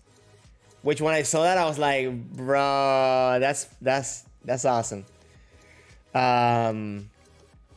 Anyways, Leo, it might be arthritis. I just feel like it's not. I think it's like a micro injury, but I'll be making it up if I say it was.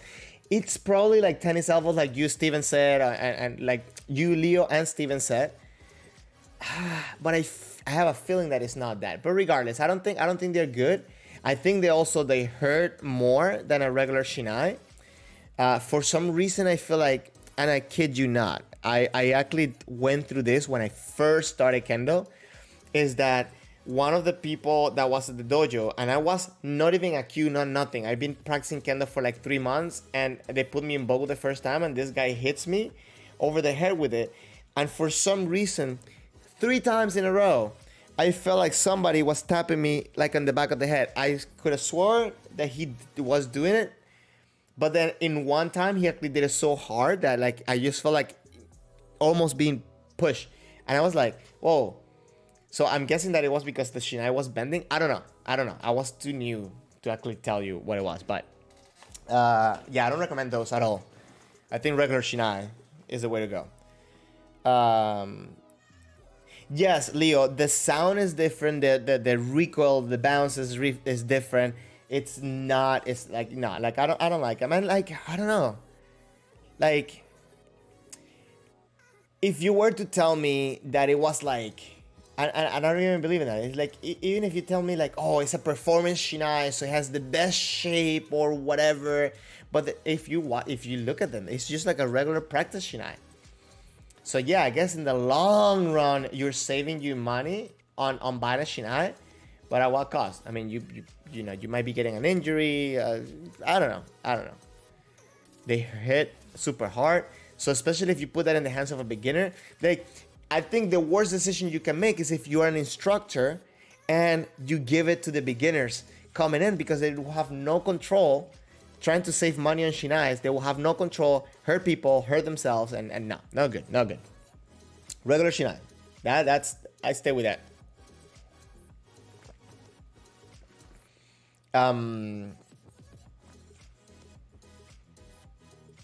Because shinai, I mean, like right now at the dojo, one of the gentlemen at the dojo, they bought like a box of shinai, and they have like, they sell them to the students for like $25, and they're pretty good shinai. So it's like, they're super cheap, and I think it's a good practice for a student to learn how to like take care of their shinai and so on.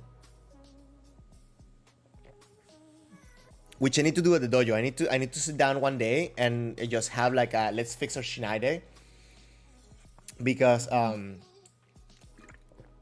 feel like, you know, everybody needs to know what a shinai should look like, so you help and protect the other people in the dojo.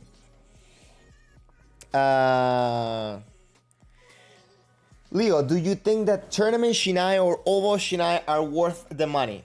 Interesting question. Okay, I'm going to say this. I 99% of the time do not mind what shinai I'm using at practice. I like to go to a tournament with a shinai that I'm familiar with. I wouldn't want to have a shinai that, you know, like I wouldn't want to go to a tournament and say, oh, can I borrow a shinai, and then just use the shinai. I wouldn't want to do that at all.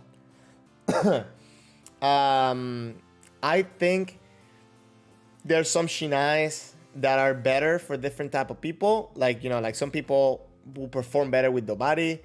So I think, yes, when it comes to competition, and I'm going to tell you from the perspective on Osaka police, right? I couldn't find a shinai that Maeda will approve. Every time I will walk into the dojo, I'll come with like, not every time, I'm exaggerating, but you know, probably like every other week he'll come to me and say like, let me see what shinai you're using right now. Let me see what shinai. And then he'll grab it like, too heavy. No, whatever. So he always had something to say, right? So it's interesting because the way they practice, right? They do a lot. So in that sense, maybe they're looking to do my Japanese was my blocking point with that, because I wanted to inquire more about that. So I was wondering if it's because they do a lot of repetition, so they do that in order to not hurt themselves, or they do that to have a competitive edge. I don't know. I like that. In that sense, I'm going to say I don't know. But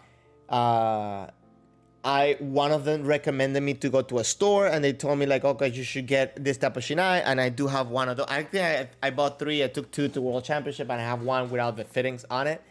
And yes, I like a tournament shinai, but I don't buy shinais often, especially like, you know, tournament shinais, because I would like to hold them and try them and touch them before I buy them.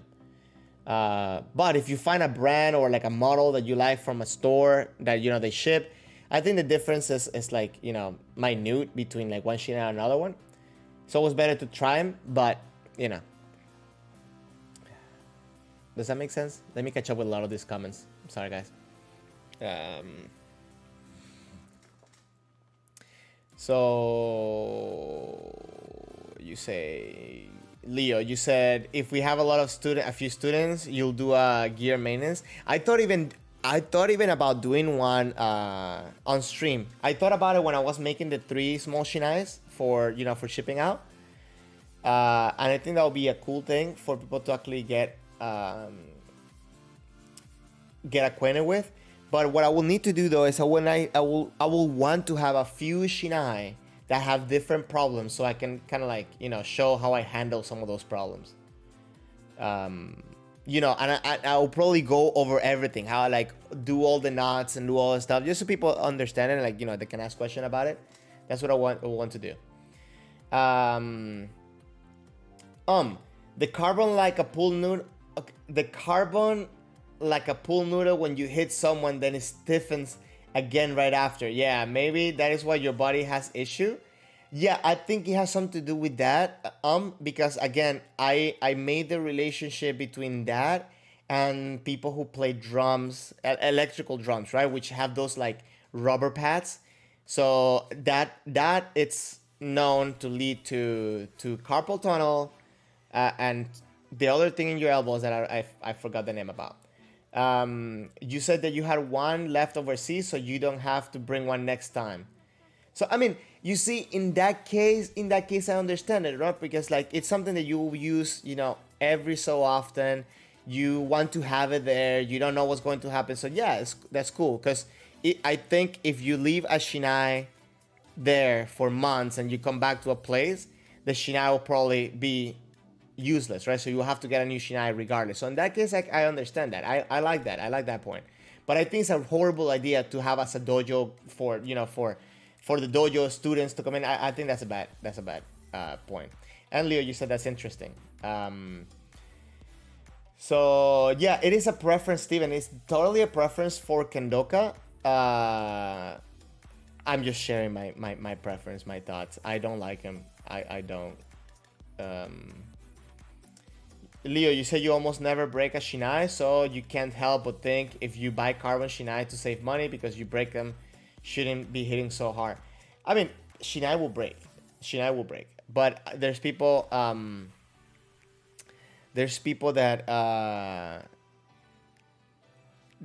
I'm sorry, I got distracted with some of your great comments. But there's people that, let me finish this thought and I'll address them. So there's people that break shinai like every month. I was breaking shinai in Japan probably like every 2 weeks, 3 weeks maybe. But I was practicing a lot. And on top of that, you know, I was taking the shinai everywhere I was going. Maybe a month. I did buy a lot of shinai. But then again, I buy a lot of shinai in general. I mean, I have more under my bed. Like, I have a problem, guys. So, but I did break him a lot. I think, I don't remember if it was humid when I was there.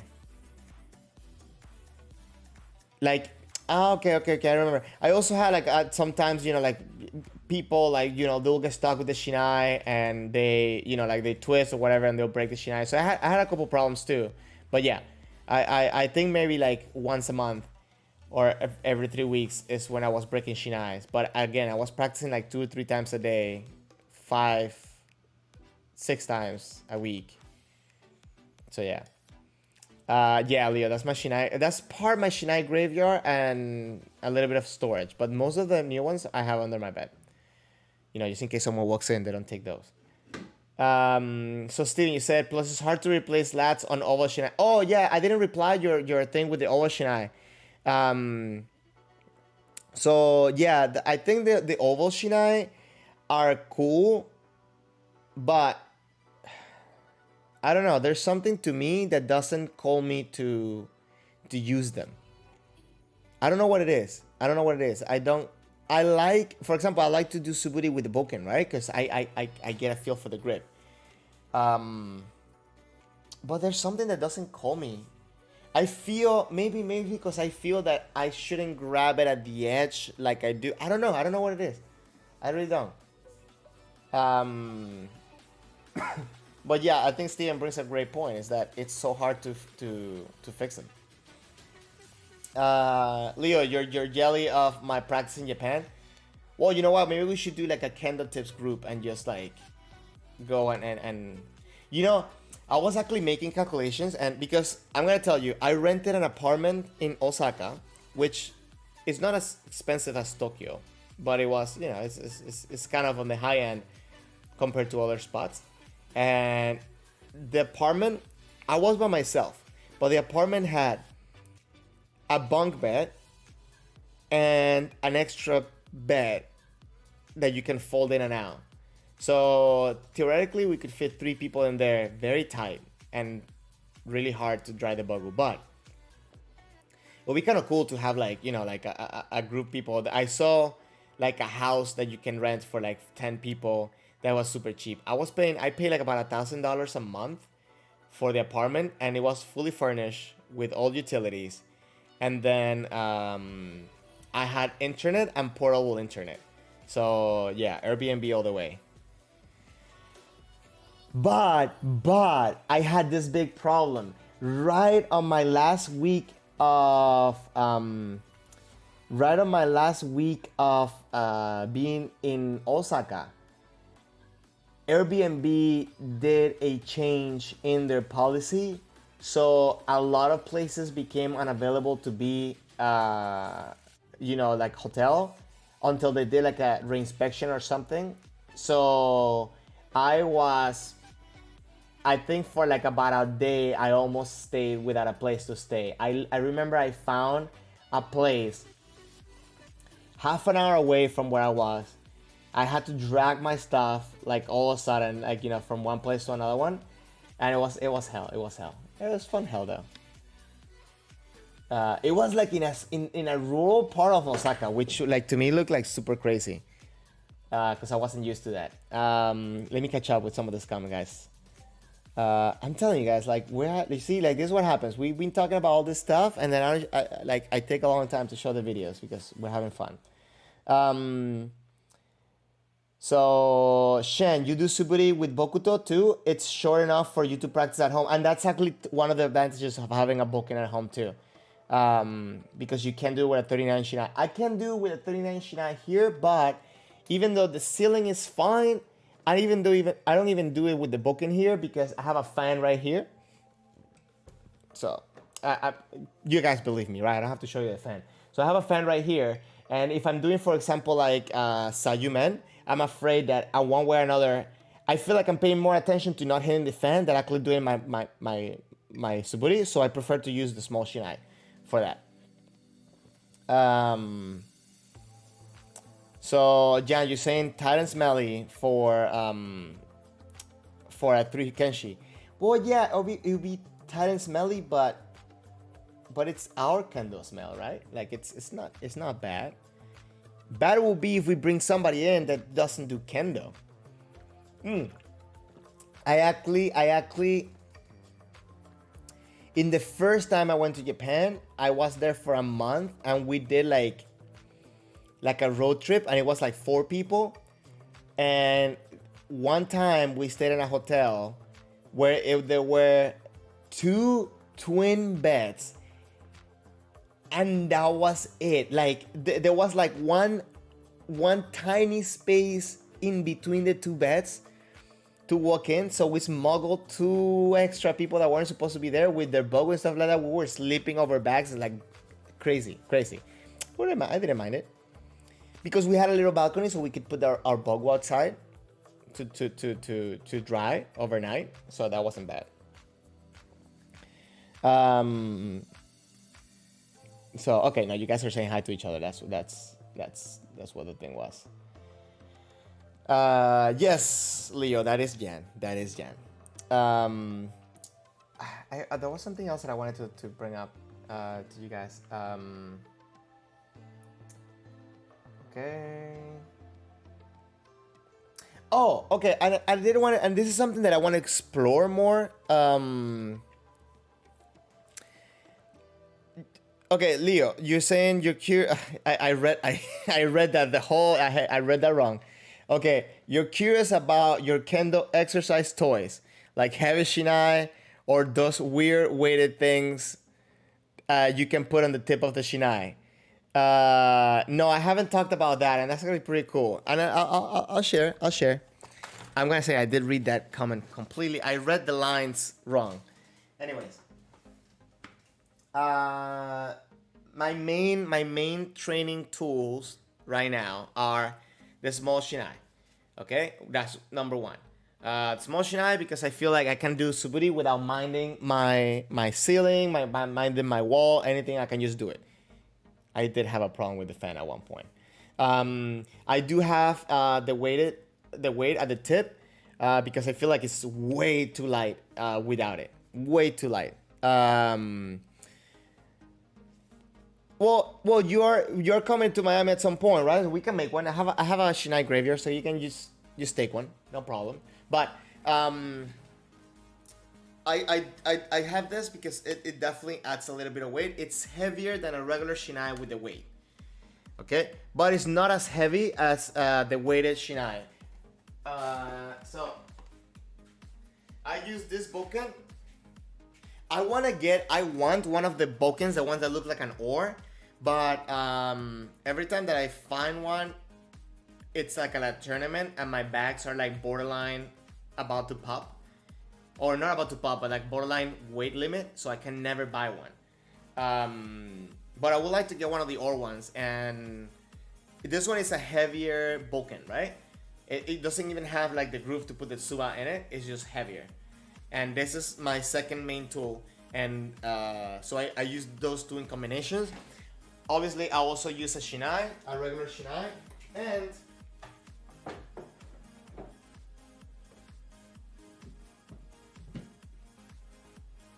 I have a big shinai too, like a big weighted shinai that I like this one, but I am afraid of fully using it here. So normally here I use it like slow motions, like, you know, like how you meant, maybe slow, and like just because even right now I'm scared that I'm gonna hit the fan, even when I'm sitting down. Like I'm almost there. So yeah, I you know, that's the reason why I take it slow with this one.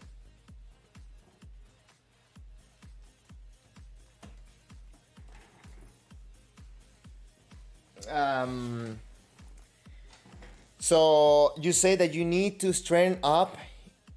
It aggravates your carpal tunnel. So what aggravates it? Like to use the heavy shinais?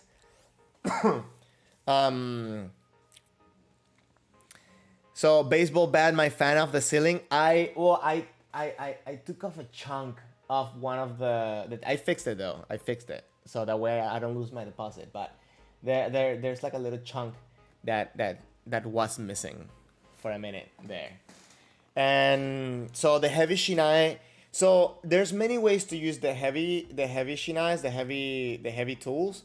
I think a big thing it's about learning how to use your body.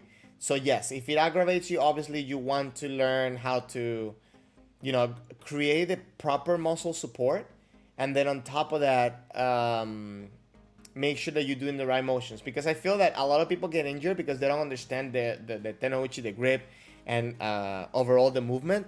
So they overextend their wrists. They put the elbows in a like. It happened yesterday in practice, right? That I caught one of the students kind of like doing the swing, where they do this and their elbow kind of sticks out. So this with a heavy shinai, that will be killer. That will destroy your joints. So you have to have proper support under your shinai, right? You have to make sure that you do support instead of trying to get this. And by the way, I'm still thinking about it, so I guess I'll just share it here. I need to make a video about this, but you know, that's one of the reasons why I tell people not to drop the tip, because a lot of times people. Okay, I need to put the other camera so you guys see what I'm trying to say. Sorry. Give me a second.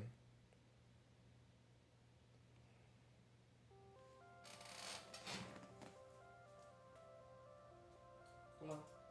Come on, camera.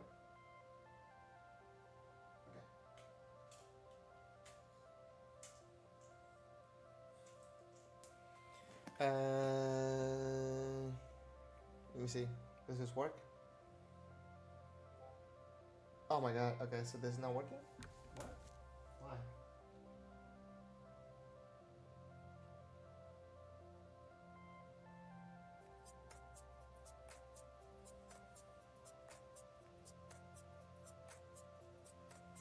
Let me see. Is this working?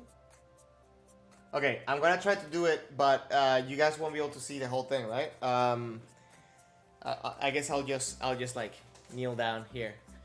Sorry, technical difficulty. So I always tell people not to like drop the tip, because most people have it is to like lift one arm and then disengage the other one, and then in order to get a good and like strong hit, not a good hit, a strong hit, they try to do this, right? So they kind of like catapult the sword, so it cuts down, but then it disengages the elbow. But if you keep support this way, you know, like I think it promotes.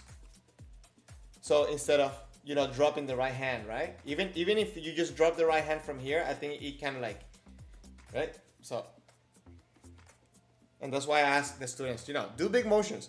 I always tell the students to kind of like, I always tell the beginners to kind of exaggerate the motion a little bit, because at the end of the day, when you're doing it for real, you will try to kind of like, you want to over exaggerate, you kind of compensate. So I don't know. I hope that makes sense.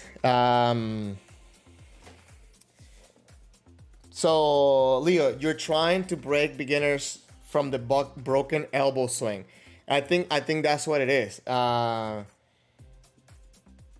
So you say don't point to the wall, but point to the ceiling.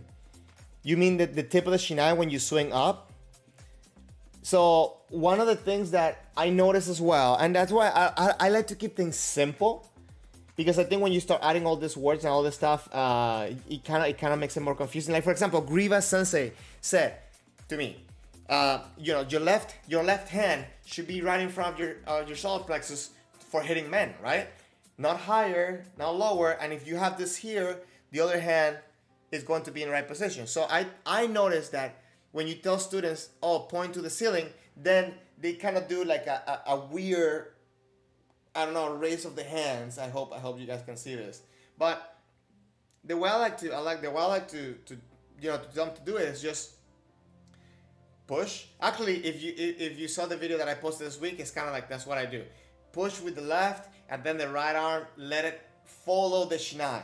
Do not disengage. Just follow the shiai, so it provides support, right? So then you just do it with the hands separated. So I don't know. Which, by the way, Leo, I may be going to Georgia on the 28th. Maybe. And everybody, I don't know if George is here as well.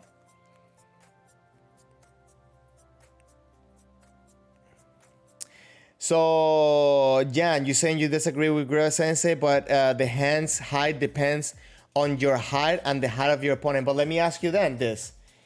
When you do suburi, do you adjust for, when you do suburi in front of a mirror, do you adjust for the height of your opponent, or you do suburi based on opponent of your own height?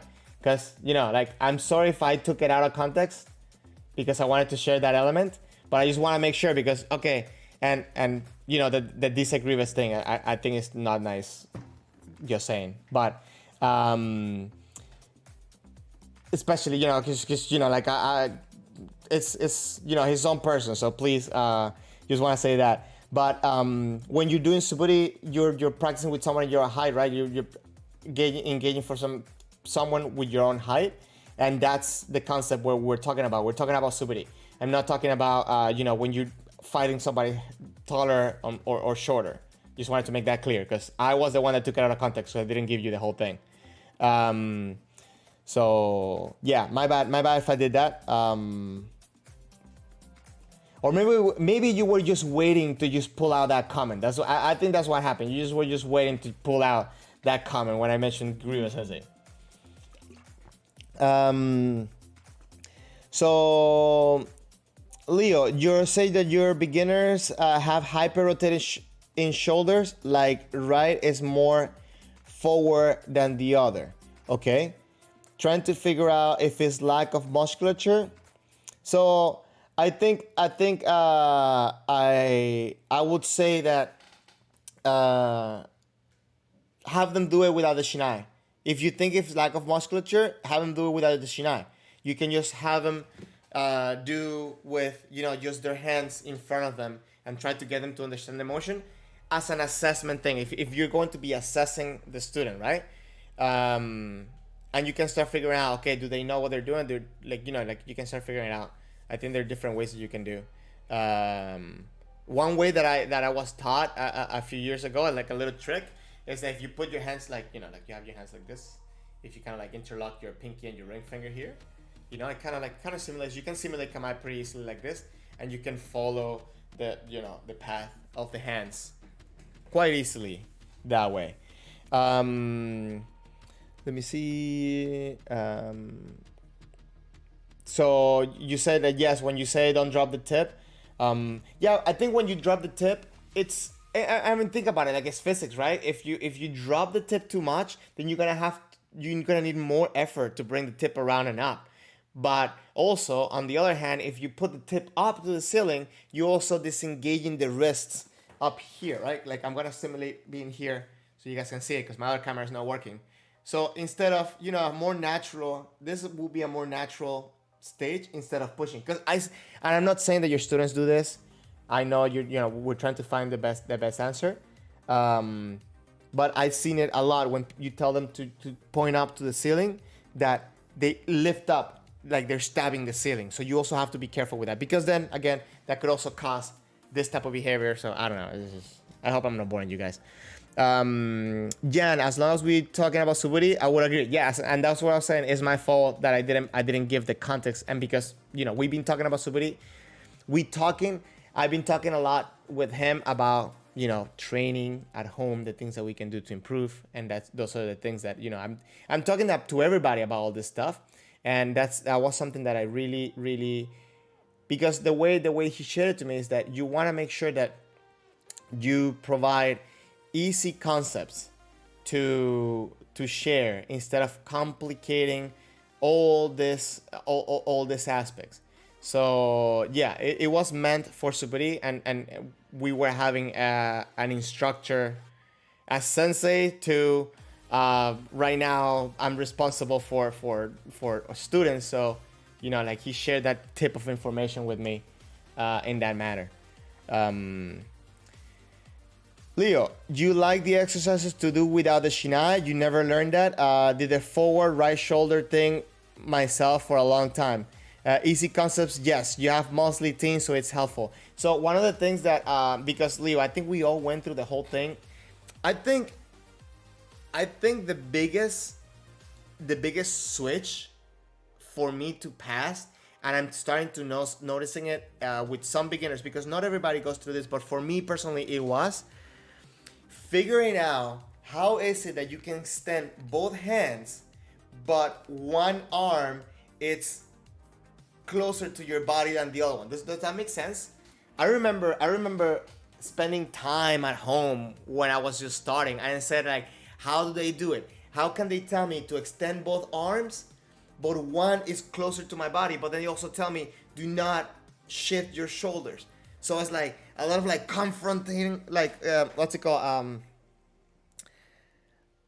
A lot of like mixed. I felt like it was a lot of mixed information, although it was pretty straightforward. So I try to not bring attention to that unless the student is having, a lot of contradictions. Thank you. Sometimes my English fails me. So I try not to bring attention to that point unless the student starts presenting that point, because I feel like it could be very confusing to get the answer to that. That being said, the way I do it is just, I just tell them like, okay, grab the shinai, one hand, right? Like, and just, I let them strike me, one hand, then the other one, okay? Now, without moving your body, because that's the thing. If you put the shinai here, right? The first thing they're going to do, if they're doing one hand, is fine with the right one, right? But when they do the left one, they're gonna have more reach, so they feel like they're closer. So then they take, without you noticing, they take half a step back. And then when they put the two hands, it's like, oh, I cannot reach. I have to go like this. And so they mess. So you have to be careful with that. You have to make sure, okay, put it in the right position. Do it one hand, do it the other hand, do it both hands, right? And the more you do it, the more you learn to like, okay, well, I need to like relax. I need to make sure that the left hand it's at a different angle than the right one. That's the secret to it, right? It's not, I'm stretching both, but because I'm having a different angle on this one, I can have that. Makes sense, I guess. Oh, actually, Leo, you will get this, but one of the biggest things that I think helped me was when I started doing my my health coaching certification, to understand scapular retraction, I think it's called, right? Where you like, you know, pull back and down your shoulders. So if you get somebody to stand straight, support it, pull back and down, like they'll get into a good position for kamae. Then all they have to do is just literally just bring the hands forward, right? For a kamae. I have long arms, so my arms tend to be a little bit lower than they need to be, so I need to bring them up. But not my shoulders though, my arms. I need to bring all my arms. So once you have that position, then it's just a matter for them to, okay, just keep those shoulders there and then come forward. Because the first thing you're gonna see beginners is to do this, right? Like for some reason we all do this when we start. So I try to avoid bringing the attention to that issue, but at the same time, I try to give them the right exercises, the right motions. I try to get them to do the right motions so that way they overcome that easier, hopefully easier, without so much, what's the word? So much difficulty. Hope that makes sense. So one of the things that I wanted to share a lot, and I think I shared it previously on a stream, is that I have a friend that I haven't talked to him in a while. He's from Tokyo, actually. And, you know, we talked a lot about Kendo for a while. And one of the things that he told me, because I asked him, you know, like, okay, you started Kendo when you were young, when you were little. And then I asked him, okay, so how was growing up in the Kendo world in Japan, right? Like, what some of the things you noticed. So one thing that I really like, and it was kind of, I think it was when he was graduating from high school, or maybe like, yeah, I think he was going to college, that his sensei told him that, you know, like, sensei is supposed to teach kamae, the approximation and the strike, and that everything else, you know, you have to steal from somebody else. But it's interesting because those three concepts can be very simple, but then they can also hold a lot of information, right? For example, like in kamae, I feel that when you teach somebody kamae, the first assumption is that kamae is just standing there with the sword out, right? But I don't see kamae that way. I see kamae not only as that, but also being alert towards your opponent and being in constant motion. In constant motion, even though you're not moving, which is interesting. I was talking about that today, because you want to have the intention that you're going to move. You don't want to be stuck. So you don't want to like gear up in order to start moving. So with this concept of kamae is that you want to make sure that you're already ready to move instead of just like there waiting, right? So that's very important. With approximation, it has to do a lot with footwork, right? But yeah, Leo, it's on guard. Like, you know, it's be on guard. Like you not just standing there. You like ready, which is something that a lot of people like. You will see this a lot with beginners and also with some people as they move forward, is that they're in kamae, but they tell them, okay, now do men. So now they fix themselves. So it's like, no. You should have been there already. So, so yeah, Leo, like kamae is not just standing or waiting. And I actually heard this from a sensei at a dojo that I visit. I think it was in Austin, that he said, you know, you want to make sure that you're always either moving or feeling like you are going to move. Once you put your heel down, especially your left heel down, that's it. I like what Grievous Sensei says about that too. It's like that's the turn off button, right? Like that's the sleep button. So you want to make sure that you're always feeling that you're moving forward. You're always in motion. And the last, an approach is not only about footwork, but also about controlling the sword, making the opening, like having that control and that security that you can approach the opponent, that close the distance. And the last one, it's striking, right? Like getting a good impact. So you can start with a very basic concept of each of those, but then after you're done, you go back and you start adding elements, and you go back and you start adding elements. So I kind of started taking that approach at the dojo right now, especially not only with the beginners, but also with the people that are coming back into the dojo and trying to get, back into the swing of things. But so I have been seeing a lot of good results with that. I have been seeing a lot of now, they're trying to experiment a little bit more, right? They're coming with a lot of more confidence. So Leo, could you explain the approach? So the first thing, I guess at the most basic level, according to what my friend was telling me, it's understanding how to move from the kamae, right? The kamae is kind of like, okay, you are getting ready to move, but then approaching the person at the basic level, it's providing support to with your footwork. Make sure that you're using fumikiri and fumikomi, left leg properly and right leg properly. So you're pushing with your left, pulling with your right. So that's I guess like the most basic approach, right? But then build it up from there to also approaching in kamae, right? Like not moving your sword up and down, not dropping your kamae as you move forward.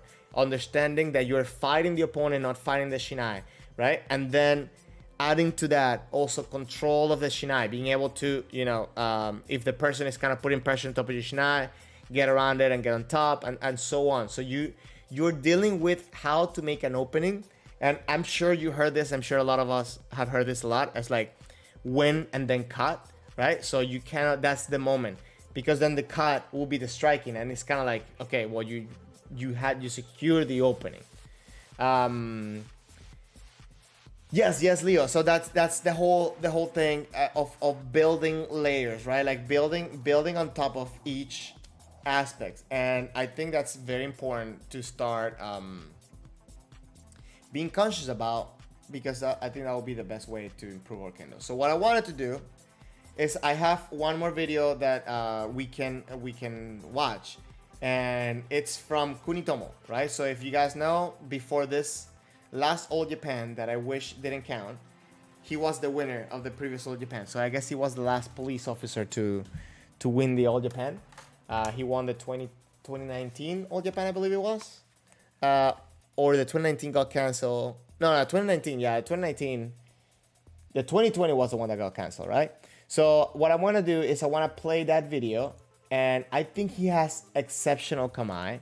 I think from the newest generation, it kind of has that pose.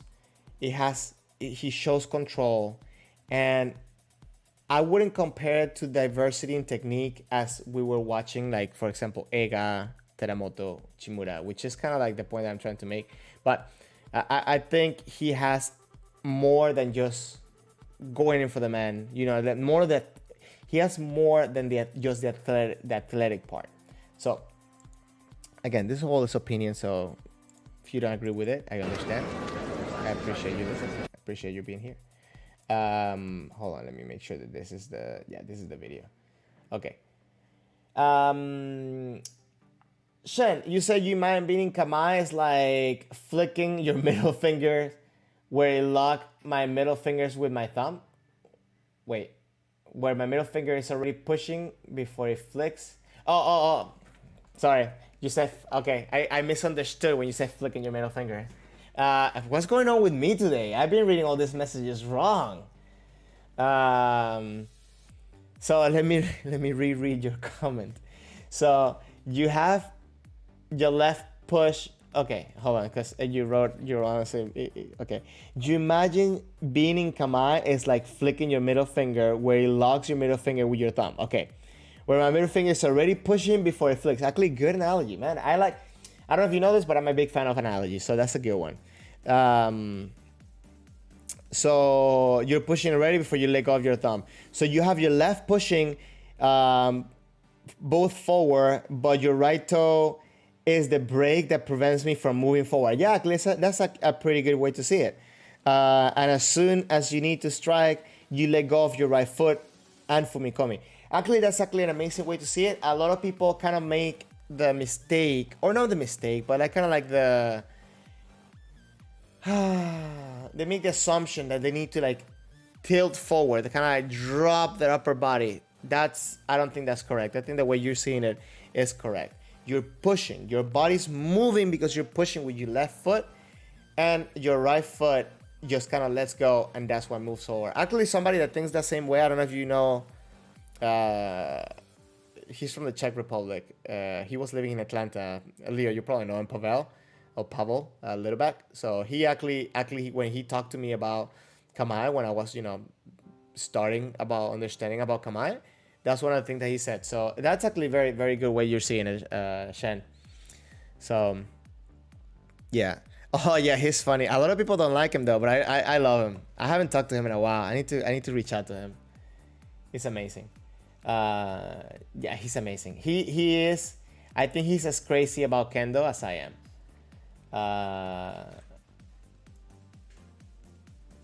Okay, hold on. Jan, if you're here, I'm sorry that I'm moving the camera again, but I just needed to move this. Don't get car sick. Actually, I would like to make you maybe get a little bit smaller so you guys can see better here. Is that good? Can you guys see that? Is that fine? So Shen, you stole that from Nakanabe Sensei, and he goes to say, you have to steal in a good way. You have to adapt yourself. You have to adapt your Kendo to yourself. And when you find good information, you actually should absorb it. You should take it.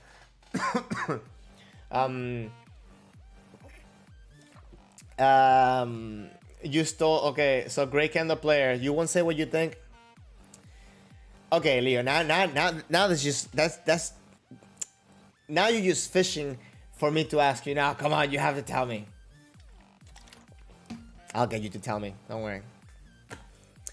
I'll make that happen. Anyways,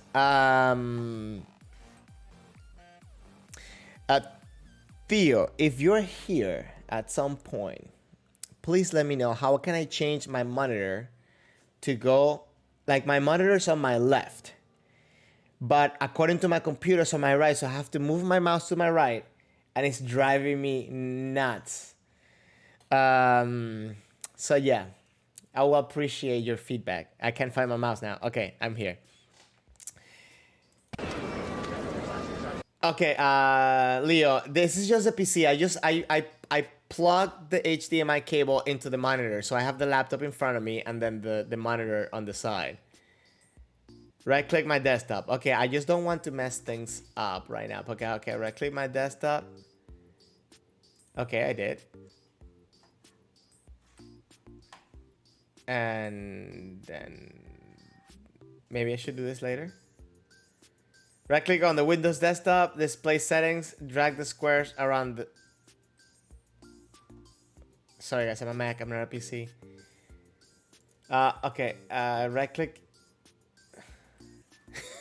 I feel stupid. Okay, right click on Windows desktop, display settings. Okay, I got it. I see numbers and you say, okay, so you say to do this. Wait, select the display below to change the settings. Okay, wait, I should read this. You can send the number 1 monitor to number 2 monitor.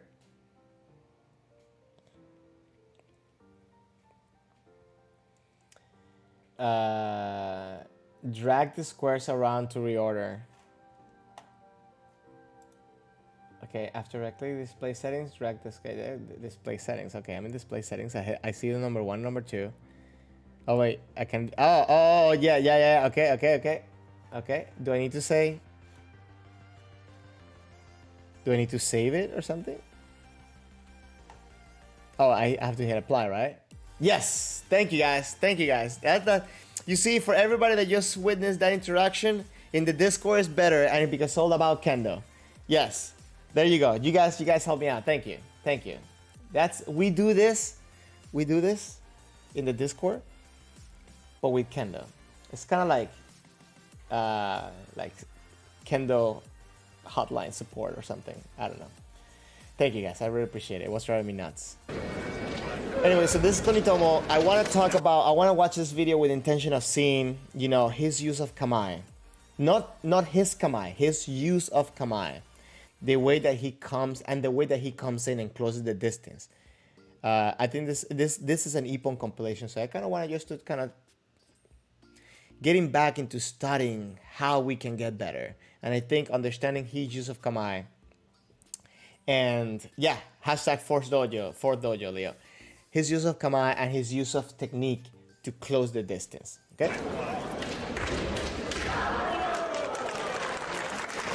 Okay, this one I didn't really like because it was all flinchy type of stuff, right?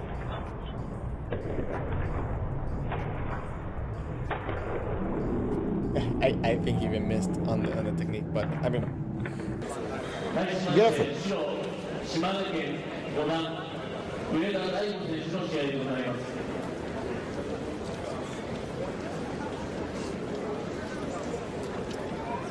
See how straight his kamae is towards his opponent? Ooh. I hope. Okay, he didn't have. Wait, is this slow motion now? So, Theo, you said okay. If I do okay, nice, Theo. I can do frame by frame, so I don't have to wait. Oh, Jan, you see, Leo's watching feeds too. Okay. Now, thank you, Leo. Thank you for bringing that up, because he always makes me feel like, you know, I have a problem for watching too many feet. Anyways, yeah.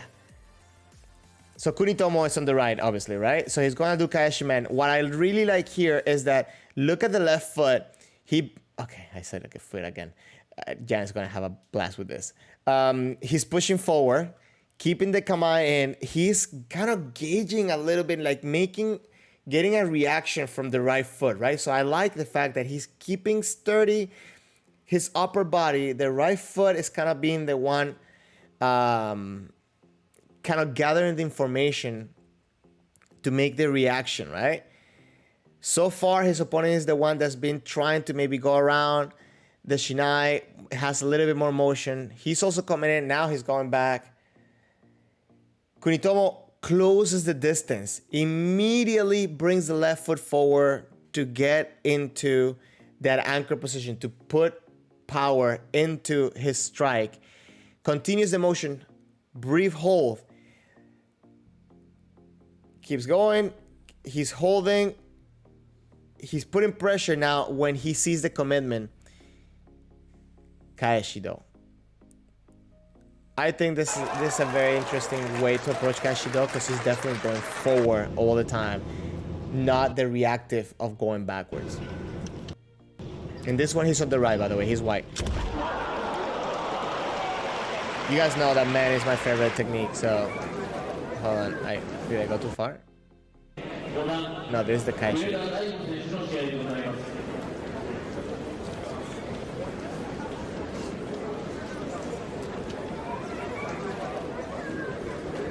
Yeah, this was the Kaeshido. Sorry, I went back too far, guys. Okay, so let's see how he does this, man. Right? Again, look at the left foot. Right? He's already. You can feel it. I think. Right? I feel like I can feel it. That he is kind of like. There's very little thing that he needs to do to create momentum, right? Because he's already like pushing forward. He does a little bit of an adjustment and he goes back, and then look, okay, he re-engages the left foot. Immediately engage. Oh, okay, this is one of my favorite things to watch as well. Look at what the left foot does. It's a little bit tricky because it almost feels like he's doing two steps, but he's really doing one, right? Look at this. Leo, you're saying that he explodes, but actually he started creating momentum before that explosion. That's what I think that's what makes it look so fast. Because if you look at this, hold on, when he starts moving, hold on, I'm pressing E as fast as I can. Okay, he engages with the left foot. Look, he starts pushing forward with the right leg, right?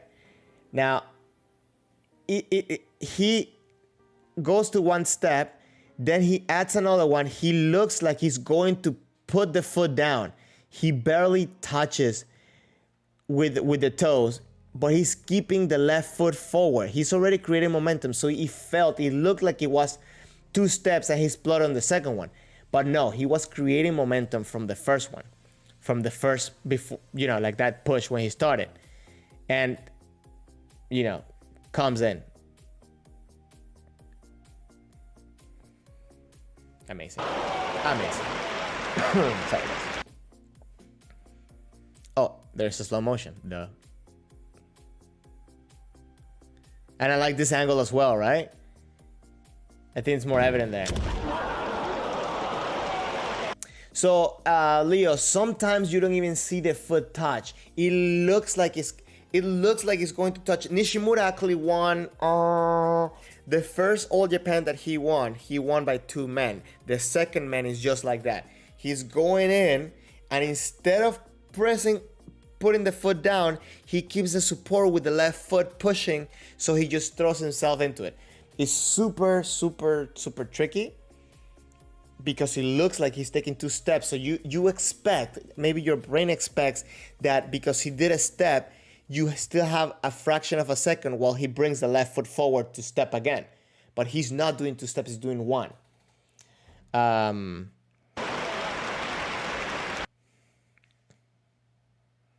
So you see, like, if you look at this, he starts pushing. Look at the support on the left leg, right? Okay, it's not in this one, it's the next step. Okay, he starts pushing, and because of the length of the previous step, you will expect for him to step right here. 200% of his weight is on the left foot right now, but with forward momentum. Now, 100% of his weight, I would even debate that maybe like 0.5 of his weight it's on the right foot right now. He's not pushing out of this one. He's still pushing left. Pushing left, pushing left, pushing left. Man.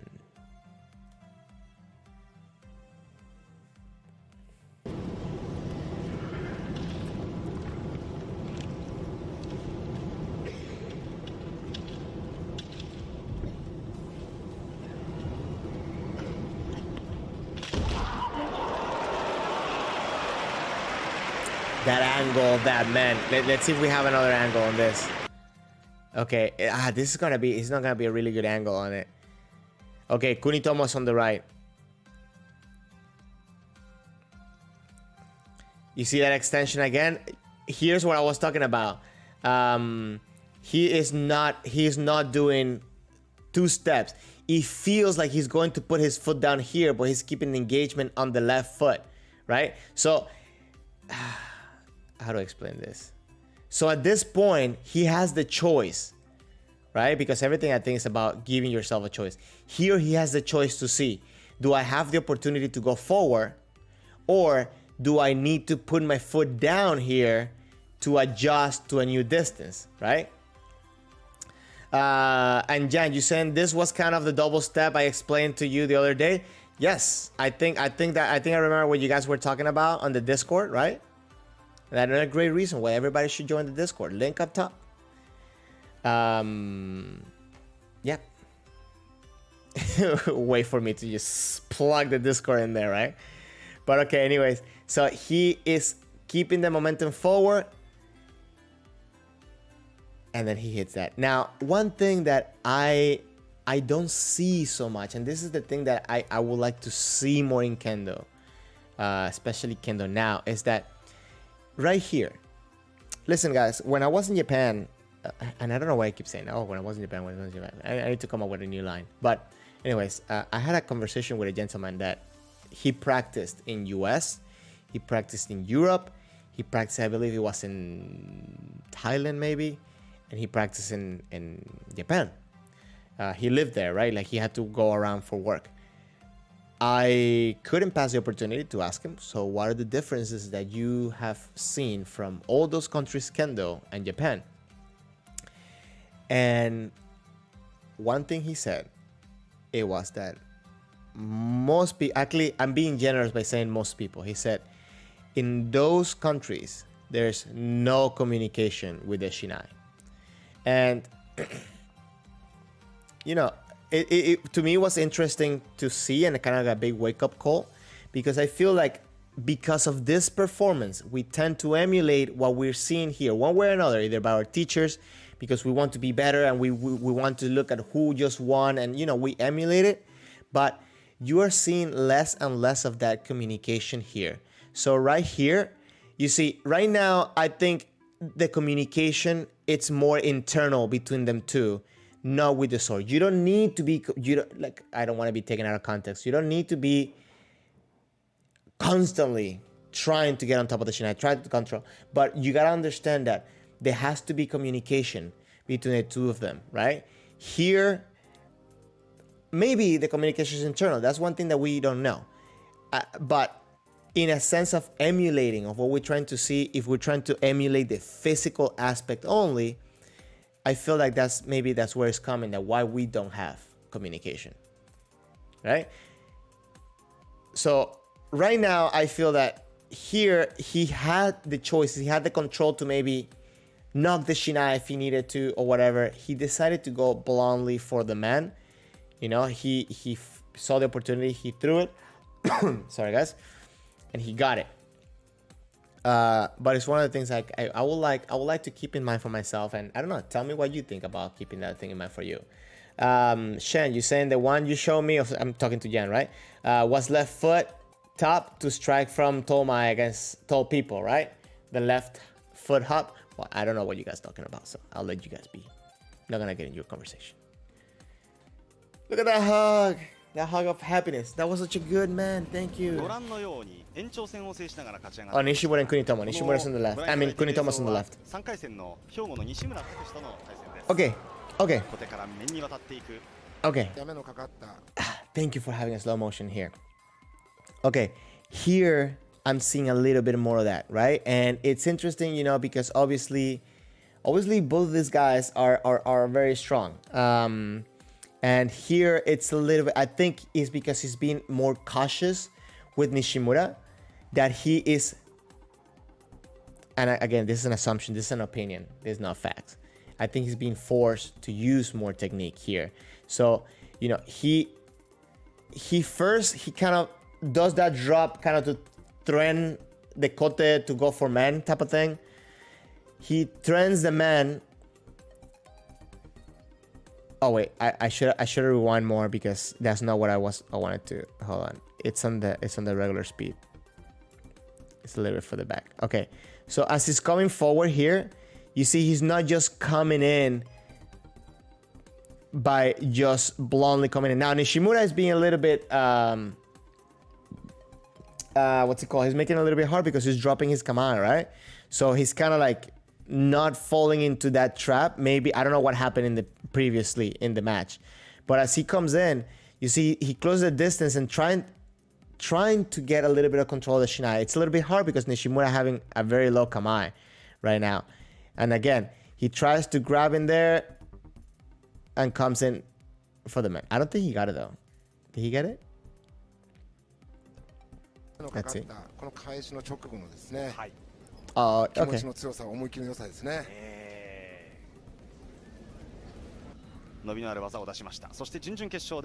Kunitomo's on the white. Oh, it's Kunitomo Nishimura as well. Oof. Yeah, Banamen.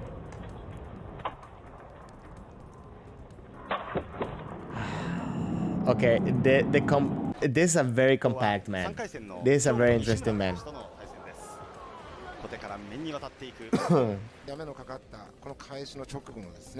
Okay, this was the one before. Sorry guys, I went too far.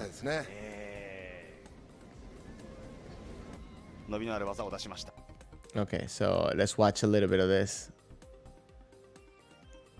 So it's interesting how he's using that type of footwork a lot. He comes in, he engages his left foot. You see, he does that little like one step, and then go forward. He drops the shiai kind of to turn the kote, getting that opening for the men. And here you see it again.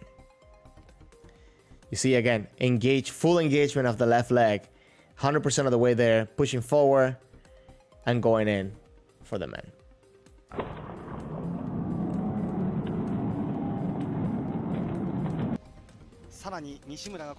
Hard to tell what, Leo, that maybe that he got it. He got the men earlier. That's what we were talking about. Oh.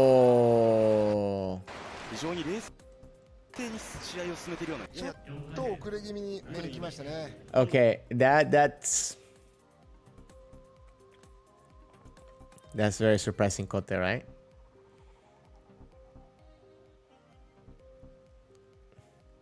That's one of the things about having a good kamae, right? Like he was able to have a choice when he came in because he is ready to go forward. He didn't flinch back.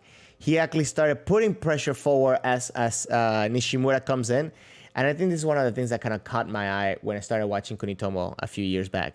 And he goes forward and he gets that kote by not flinching back, by keeping his poise.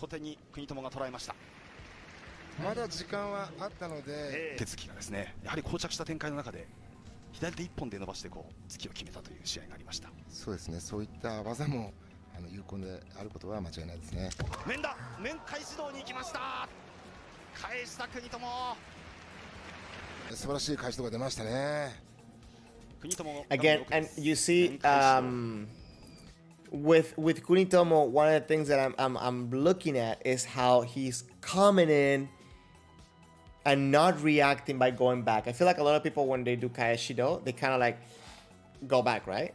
But he's actually pretty good.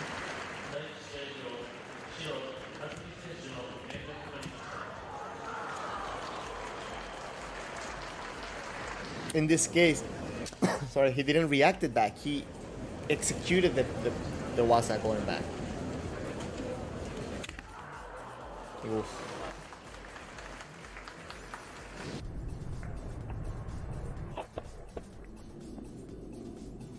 Which kote, Leo? Let me see. I know I see a kote. I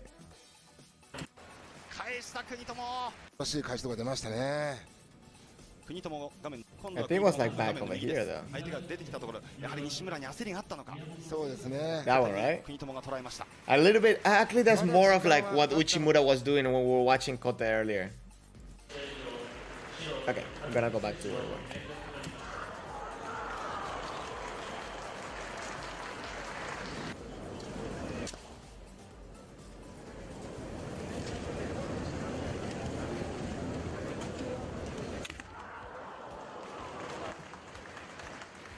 Put pressure. Go forward. Look, he puts the pressure forward. It's interesting because his awareness of distance is amazing, because if the opponent wouldn't have gone forward, he would have to bring the left foot forward, right? But I guess, you know, he anticipated that. Ooh, that's super hard to do at that close distance, right? Let's watch that for a second.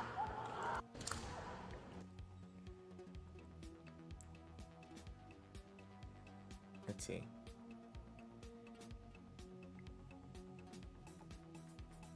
Crazy.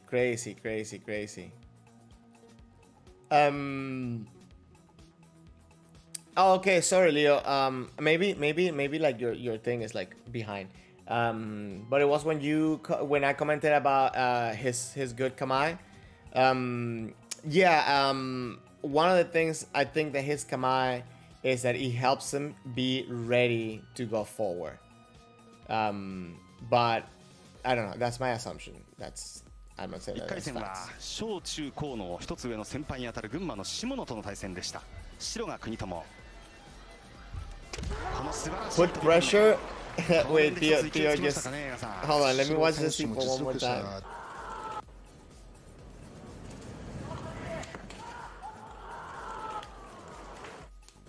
1回戦は小中高の一つ上の先輩にあたる群馬の下野との対戦でした。白が国友。この素晴らしい飛び込み。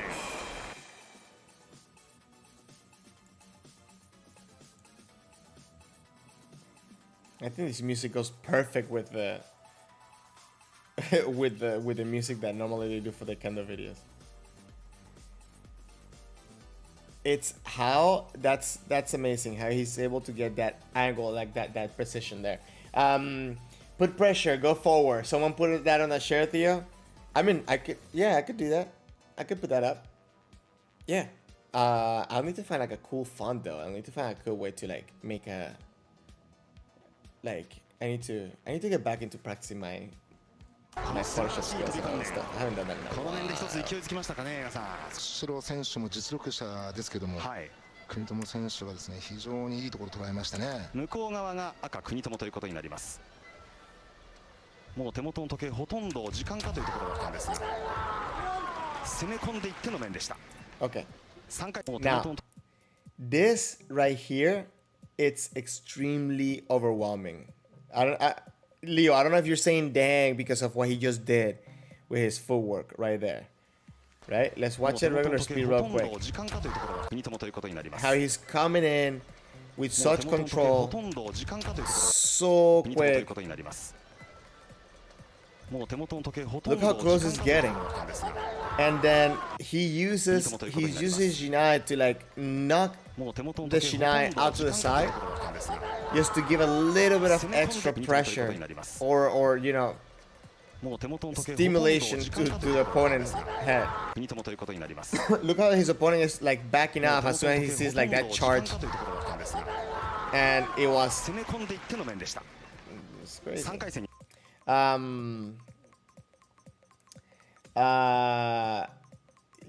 Leo, you're saying that from the men, okay, the previous men that he didn't look like he raised his knife. Yeah, it kind of like he looked down and he just made a compact, you know, impact into it. Jan, thank you very much. Hold on, let me say bye properly. Jan, thank you very much for passing by, keeping me in check, making all these things fun. Appreciate you. Again, I'll talk to you later because there might be a possibility that I might be able to get into Germany next week. So thank you very much, you know, for keeping me updated with all the things that are going over there. I'll keep you updated and see if I can. Not next week, in 2 weeks, but yeah, you know what I mean. Anyways, thank you, man. You have a good night, right? So yeah, because it's about to be night for you. I mean, it's sleep time for you. So yeah, have a good one. Thank you for passing by, man. Always appreciate you. Okay, we're here. になります。今度は白が国友です。これも得意の面なんですが、こうして最初振り上げといて反対側にこう回すような面だったんですね。はい、まあ表を攻めてそして裏と。Oh, that kote. これが準々決勝になります。 Good night, Jan. Good night. ステを相手に開始直後に出花ごてを奪って、そうですね。ただこれもろ手突きを返されたんですが。Oh, okay. This one, I think this one deserves the time to watch in slow motion. Hold on. This is extremely overwhelming. The way that he's coming in. He's actually coming in with a little bit more of shiai work in here, right? He's mixing it up with his footwork. He's keeping. Look how he's engaging the legs first, and then he goes around, tries to get the center from one side. His opponent reacts, and then he's able to bring the shiai around to get on top of that man. It was very close, the kote from his opponent, right?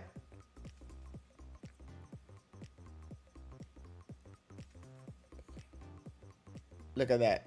So, I mean, it almost looked like he hit him first. I don't know if it was a valid point. I don't know if he hit him with the right area, but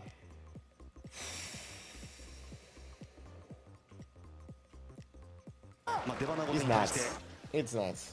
Oh, this is Maeda. Oh, this is これ前田も非常に勢いのある選手だったんですが、出頭にそうですね。いや映画さん、まず白の国友のこの面ですね。前田も反応して出鼻の小手を捉えようとしたんですかね。出鼻なのか出鼻。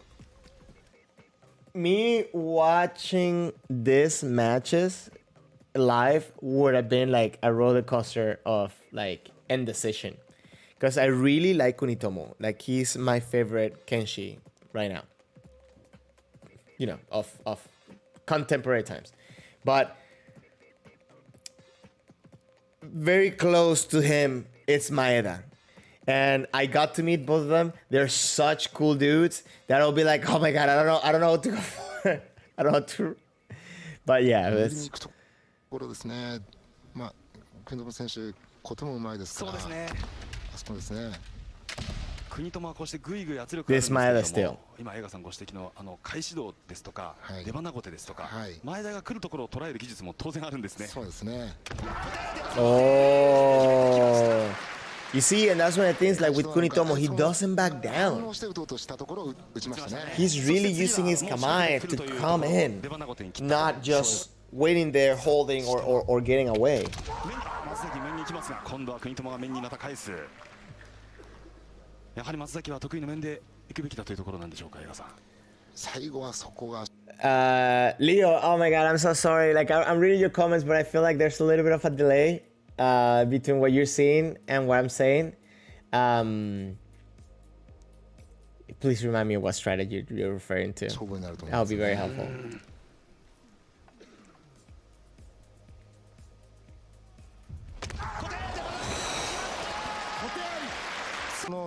This kote only works by having the right mechanics.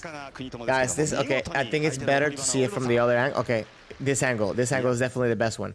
So, this one, again, I talked about kote earlier today, and I think that this is very important to understand. Look how he takes back into the center. He's bringing his left hand more towards the center, right? To bring in, wait, what's happening? Is it stop? Did it stop? Come on. What's happening? Yeah. Okay.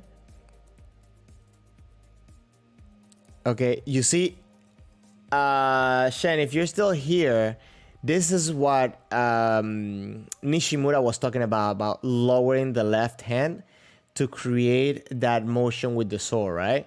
It's easier to do that, and it's more compact and effective to do that over using your right hand to move around the sword. For some reason, this is not letting me go slow, but okay. That is such a crazy approach. Hold on, it's not letting me. Oh my god, what's happening? What just happened? Sorry guys, hold on. I promise, I didn't do it on purpose. Okay. It was the next angle. Hold on. Yeah.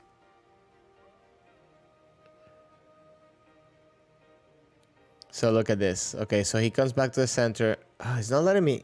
I think maybe because the video's about to end or something. Oh my god! If that's what it is, what a tease to cut it out there, right? Let's just watch it on the regular speed.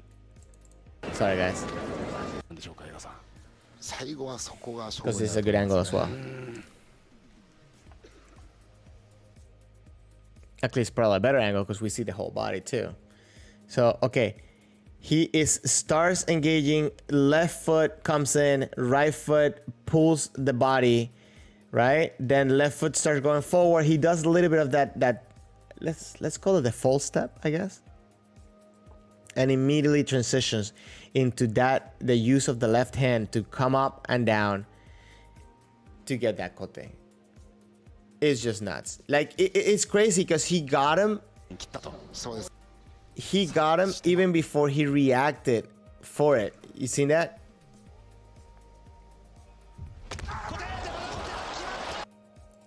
Like, if you watch that, he hits him, and then like he got him with such a good timing that he defended against the kote after he got struck. See? Now, this one, Shen, if you're here, This one's a little bit different than the one that Nishimura is talking about, because even though that he is technically going under because his opponent is kind of bringing the sword really high, right? He's still approaching it as if he's going over the sword, because the lift is a little bit, it's slightly higher. The difference between this kote and what Nishimura was doing is that here, Kunitomo is keeping his hands more towards him to bring the sword to go around. In the one that Nishimura does, he is extending his hands before he does the swing, even though it's a small swing. Shen, actually, if you think about it, if you look at it closely, the kote under tends to be slightly more straight. Normally, not always, by the way, don't take everything I say with a grain of salt. Normally, what you see in people doing kote over is that in a way it does maybe a slight circle. I need another one of these. It does maybe a slight circle around the kote to kind of like get over the sword, or they do slightly kind of like katsugi to get over the sword, right? Because again, especially when you don't have a clear opening between you and your opponent, you have to still use the opening, but you have to do a little bit of an adaptation. So a lot of times when you go under, you don't need to do that because the sword is not on the way. All you're doing is coming in closer down. I don't know if you can see it from this angle, but you're coming in closer down, up, and down for the kote. Imagine like my knuckle here is the kote, right? So, sorry, maybe like this will be the best way. So you go down and up and you hit the kote here. And when you go over, sometimes you have to go around, right? Does that make sense? Because when you go down and when you come back up, it does do a slight angle. It's hard to explain without having like maybe like a mold or something that I can show. So if you see this right here, it is a pretty straightforward. This is pretty kihon type of kote, I think, right? So if you look at it, okay, but you see he's pivoting with the right hand, right? I wish, okay. Theo, if you're here, how do I go back one frame? Do I press W? No, it's not W. Okay, I know how to go forward one frame. I don't know how to go back one frame. How do I get out of this? Wait, what's going on here? Okay, I messed it up. Okay, okay, I'm good. So let me see. So look at the right kote right here, right? He's going to move. Try R. Okay, I'll try it. Thank you, Steven. Okay, right now I need to go forward though. Okay, so if you're gonna see, this kote is not going to stay in the center line. If you watch the one we saw from Nishimura, Nishimura stays in the center. He actually pushes towards the opponent. Here, he's going to adapt the angle. And please take this with a grain of salt, because I feel like a lot of bad habits can be created by trying to replicate this. Watch it, try to understand it, but please be careful. I don't want you to develop bad kendo for something I said. Leo, I'm sorry that your phone is dying. I'll catch up with you later. Take care. Yeah, we can talk about little shiai later. Okay, so the right hand right here is going to move a little bit kind of towards his left this way. Watch this. Okay, why did it stop? Oh my God, don't do this to me, computer, right now. What's going on? Why are you doing this to me right now? Hold on. Sorry, guys. Okay. We should be able to see it from this one. What's going on here? This is like... Sorry, guys, something's going on here. The commands are not working? Oh, okay, I needed to do this maybe? I'm sorry this is taking this long, guys. Let me close this here. No, wait, what? Okay, sorry guys. I'm just gonna quit and reopen this because it's messing with me. I don't like it.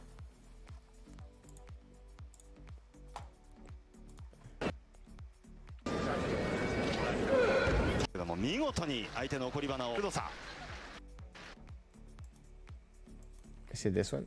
Okay, yeah.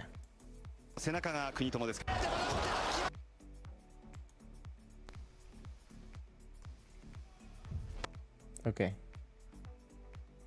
So R doesn't work. R is random. So hold on, I'll catch up with everybody's comment in a second. I want you guys to see this. You see the left hand, the right hand moves a little bit this way to adjust, to get that tiny angle that he's going to need to get over the sword.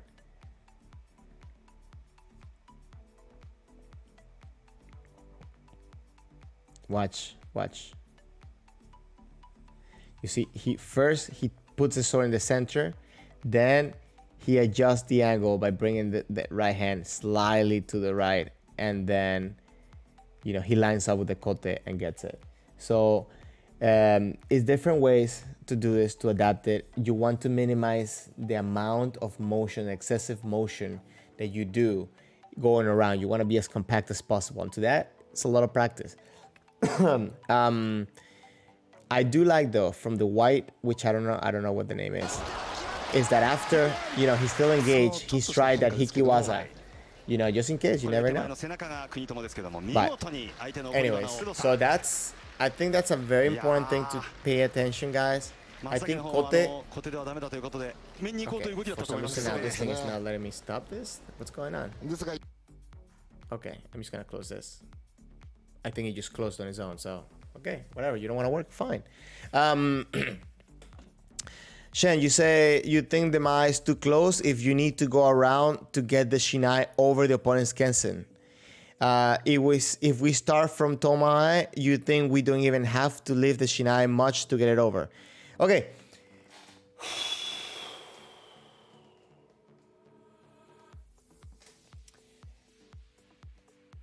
Shen, very, very interesting point, a very complicated point. I'm here pondering, okay, how do I make sure that I make this clear? I'm sorry I don't have a second shinai. I do need a second shinai, guys. Anyways, but what's happening, it's a very delicate balance between communication, connection, control, and so on. Because from here, if you lift, then you have no control over this and the person comes in. They already know that you're coming in, right? So they can anticipate you. If you come too close, you also run the risk of what you're saying. You try to lift and then, you know, you get stuck between you and the opponent's sword. Not good either. So it's a very interesting balance. That's why a lot of people feel that it's more comfortable and it's easier to go under, because under, you don't have to worry about that. You have to clear it. And to clear it, you need both hands. You need both the left and the right. So again, as I said before, there's a couple ways to compensate for all this stuff. But ideally, what you want to do is to do that lift, not before you get there, not after you made it there, but kind of on the way as a one fluid motion, right? So it kind of looks, and at least this is what I'm trying to do right now. So maybe I'm wrong. So please take everything I say with a grain of salt. But, right? Make it a continuing motion. Because at this point, you can still decide, I'm going to go for men, I'm going to go for kote. So here, but if you do this and then this, then it becomes a little bit more complicated to go around the sword. And then that's when I feel people kind of get into that habit of, like, I need to push, I need to compensate, I need to come in at like a steep angle. So yeah, that's I think something I always want to make sure that everybody kind of gets right and they don't make the mistake of creating bad habits by trying to overcompensate with that. Sorry guys. My dog is kind of passing on that sleepiness, I guess, because he's sleeping like he doesn't care about anything right now. So Shen, I hope that I was clear though, because again, I wouldn't want for you to create bad habits, because I know you're very proactive, and I know you really want to learn, and I know that you really want to be better in Kendo. So I know you're trying everything you can, and I don't want you to lose that motivation, but I also don't want you to also create bad habits. I know this is the cliche thing to say, and I know that this is probably what you heard a lot of times. Slow things down, Basic kihon, practice your basics. And when we say basics, it's not, oh, I'm gonna do kote, I'm gonna do men. No. Your footwork, the way that you stand on your kamae. I do really like the way that you think about how you have your feet on kamae.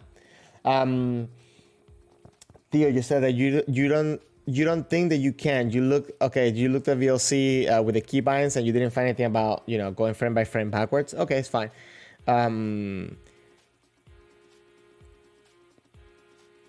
Adding to that, Steven, you said that shift left arrow would jump 5 seconds. That's actually useful. Thank you. I kind of like for things like that, maybe like 1 second would be more useful. But in the Mac, that's one thing that I do miss about the Mac, because the Mac, you can do the trackpad and you can go like, pretty much frame by frame, whichever way. And I can zoom in as well and everything. So, Theo, yeah, I read your comment earlier. I just wanted to give it that proper attention. Imagine being a chimpan having to watch these tiny movements in real time. You have no idea. I've been there, and I have no idea, because I haven't been to that level of competition where I have to be chimpan. And you feel horrible if you make a bad call, because when you make a bad call, even though if you didn't know it at the moment, maybe like a second later it will hit you. Oh, that wasn't the right call. Oh, that other guy had, so it's a growing experience. It's definitely hard. A lot of people blame chimpans. A lot of people get mad at chimpan. The way I see it, the way I try to see it, is that if chimpan gives a point to somebody, it's like I allowed it to be credible enough for him to get it. He either got me or I made it credible enough, because I don't think it does anything to you to be bitter against chimpan. And yes, we complain about the chimpans doing a bad job, like at the World Championship and stuff like that. But I'm gonna say the complaints are not because, oh, somebody didn't get a point. No. The complaints are because we want to promote good Kendo. At least to the people that I talk to, right? Everybody that I know that complain about the bad chimpaning at the World Championship, they complain about it because they are generally caring about to grow Kendo and to have good Kendo, to grow good Kendo. So that kind of becomes a little bit complicated. It's nerve-wracking. As a matter of fact, I know people, like personally, I know people that were chimpans at the World Championship, and they wouldn't even talk to me. Like, I mean, like they will like acknowledge me, but it's like they're getting in and out of the court. It's like, oh my God, it's crazy.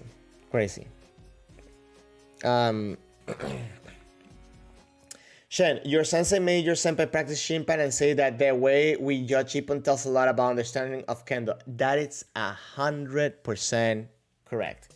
Normally a good competitor, it's a good chimpan, or grows to be, like, for lack of a better word, grows to be a good chimpan. And mostly, I think, it's a theory, mostly because a good competitor has a lot of training. They get to see a lot of different Kendo, a lot of different people practice, fight, score, not score. So I think that's what gives a good competitor the edge into being a chimpan. But to be a good chimpan, you need to do the experience. I'm asking people at my dojo to do chimpan, even if they're not even if they're not interested in competing, if they're not interested, because I think it allows people to understand what good Kendo should look like. It's a great opportunity to teach others what good Kendo should look like. And I'm not too concerned, for example, at the dojo, I'm not too concerned about the angle of how the flag needs to go. No. I'm concerned about scoring the Ippon, because I think that's a great lesson for us to know. I think I was talking to George McCall from Kenshi 24/7, and we're talking about, I asked him if, I remember, a while back, we saw a video where somebody, I think it was Ega, he did a jumping man. So he hit the man in a summit of a jump. And we were asking, okay, would that been an ippon or whatever? So within that conversation I was having with him, he told me, like, a good thing to do is go to the ippon compilation of the All Japan and see what they're considering ippon. That's a good way to stay up to date into what's being considered ippon.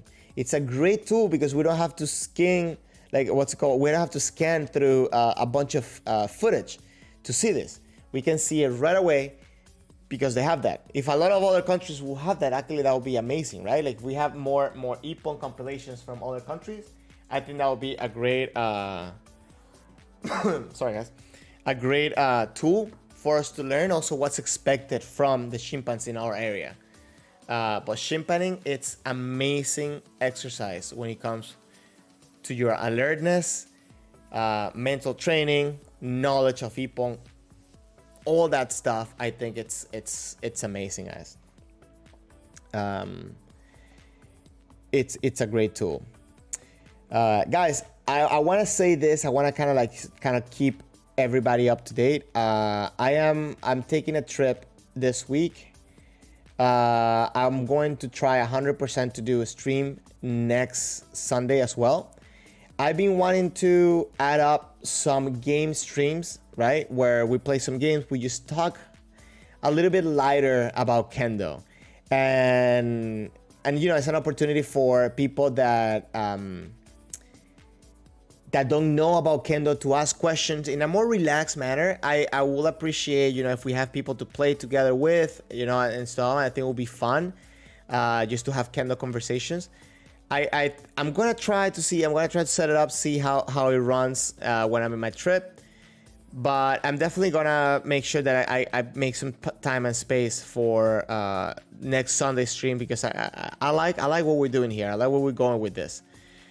But I also would like to add the gaming one, so I'm going to keep them completely separated from this. So if I decide, for example, to do some games on Sunday, what I would do is I would finish the stream and I will redo another one and say like, hey, listen, let's do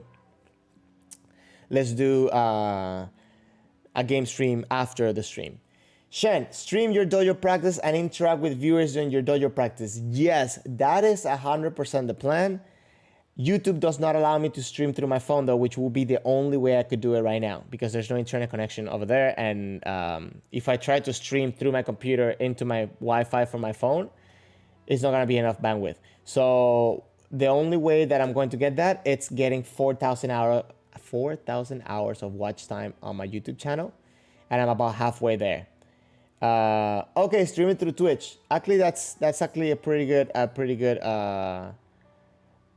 what's it called? A pretty good option. You're right. I have forgotten about Twitch because I haven't done it in a minute. I will talk to some people at the dojo, because also, I have to respect their privacy and stuff like that. What would you guys like to see if I do that though? Because I have to, obviously, I would like it to be more of a special day for streaming rather than being my regular practice, because it's not my regular practice, it's the dojo's regular practice, right? So I wouldn't want to take away time from them as well. So if we can organize something, maybe I can even do like, okay, every week we can do like an hour or 30 minutes that I can ask somebody, hey, listen, let's have a practice where we do that. I think that that's been the plan for a while.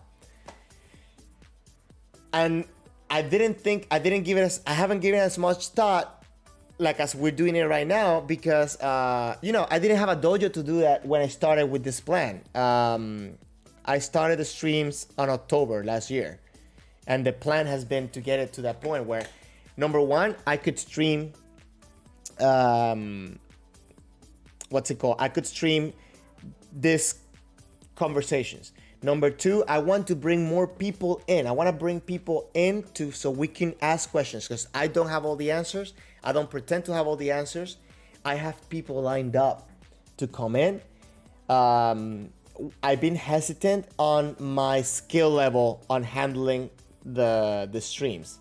So, for example, I do want to do a stream that I was thinking doing like a gaming stream, with somebody else, maybe on Discord or on a Zoom call, so that way I can manage how the communication with other people will go. And if for some reason we get disconnected, I cannot manage. At least I can do the game stream, and you guys will have some type of content into you, right? So I am gonna take this trip, and after that, I have some things that I've been cooking. So after that, I want to start doing some of that stuff. But again, if I do, okay, so the plan is, do this once, do guests and other professions maybe, and other martial arts, and we can compare notes, and maybe like Iaido, Bato, and we can talk about it, the relationship between Kendo and all that stuff. I also want to bring high-ranking senseis that we can ask them direct questions and so on. And on top of that, I do want to do practices. So I thought, at the beginning, I didn't think about, okay, let's do them at the dojo, but I think that would be a good thing to do.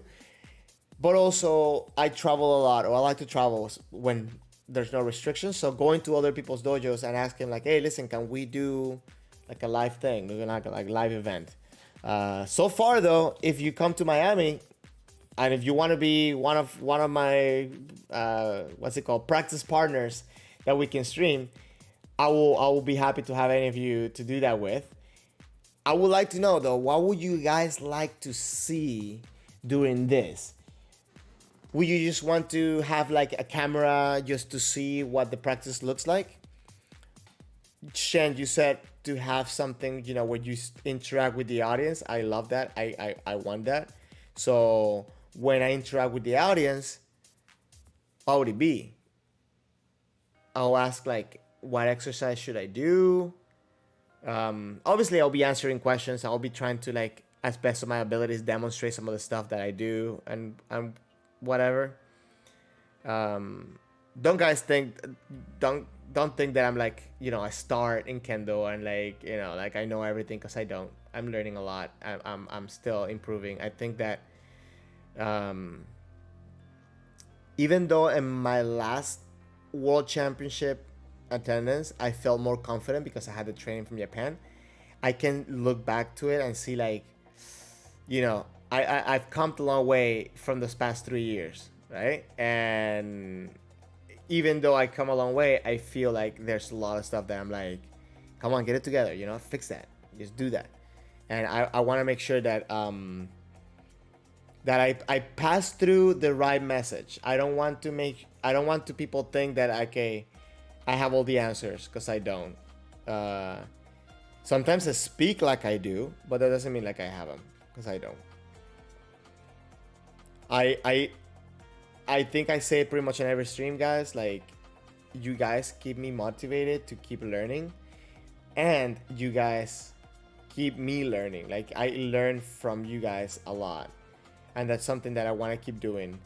I feel that throughout this past months where Kendo wasn't available to me, it gave me the opportunity to stay focused and take care of an aspect of my Kendo that I think I wasn't paying too much attention with. That is, studying and learning about my Kendo. Steven, you're heading out. Thank you very much for passing by. I'll see you later. Hopefully I can go by and visit Ariga Sensei sometime soon, because now, he opens up the dojo. So I may be able to, call him up and say like, hey, can I go visit? I think that would be amazing. I would love to see you, man. Shen, you saying, here's the idea. You guys have Shiai Keiko, and when the Shimpan raises the flag, the viewers vote. Oh, Shen, bro. I like the way you think. I've been thinking about doing some Shimpan training ideas, and I think that's great. Have that. I can set up. Okay, but with that I need to get a better setup though, because I would like to have 2 cameras at least. I think I would like to have 2 cameras at least. It's too hard to see it from one side. Ideally, I would have 4 cameras. 3 angle cameras like, you know, like a circle wise, and one that would be looking down, not straight from the top, but kind of looking down from an angle. If not, 5 cameras, so you can have that from both sides. So, you know, have a setup with a couple cameras there. Make the chimpan wear a GoPro. So I wouldn't want the chimpan to wear a GoPro because I feel like the shakiness or the movements will get on the way. But that's why I'm saying, like, have the cameras strategically positioned. I mean, I think also it's a good idea. That would be a way to make it with 3 cameras. I think that would be a good way. But in a way, it would be hard. I would like to have one main camera and then other cameras that people could like take reference to, because I think too many cameras, I'll feel like a spider with all the eyes on the spider. I think it will be good for record keeping. I think having that for record keeping, I think having one ippon from different angles, it's ideal. But I think for judging scenarios, I think it's a little bit intrusive in the sense that it's too much information going around once. I don't know how it's in Twitch. I know here in YouTube it's easy to go back a few seconds, right? So you could go back a few seconds and then maybe check each camera so people can vote and help out the chimpanzees. It will be great training for chimpanzees as well. So yeah, I like it. Yeah, we can make it happen. You know what else I want to do? And I looked at this. And I hope one day I have enough money to just like make better videos, because I wanted to do. I seen it before done, but it wasn't done with a lot of detail. But I would like to do motion capture on kenshis, you know, like on people sparring, like doing keiko, doing shiai practice, obviously, because like you couldn't do it on regular shiai. But motion capture, just to understand the function, the dynamics of the motions and everything, I think that would be so beneficial for a lot of people, because for example, I am a visual person, right? I would remember something that I would see. I would remember how things felt when I did them right, for example, but most likely I will forget what you tell me, right? So like, I mean, I will try to remember at best of my abilities, but my memory, the way it works best is to the visual part. Shen, so you're saying you also think that stain is from chimpanzee views gives better feeling for the real situation?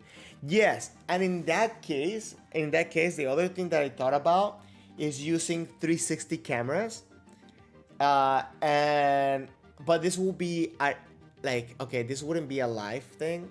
I would like to do maybe like 360 cameras and edit the video for VR, so you could like pause the moment and then walk around. You know, like I have a I don't know if you can see it, but I have an Oculus headset over there.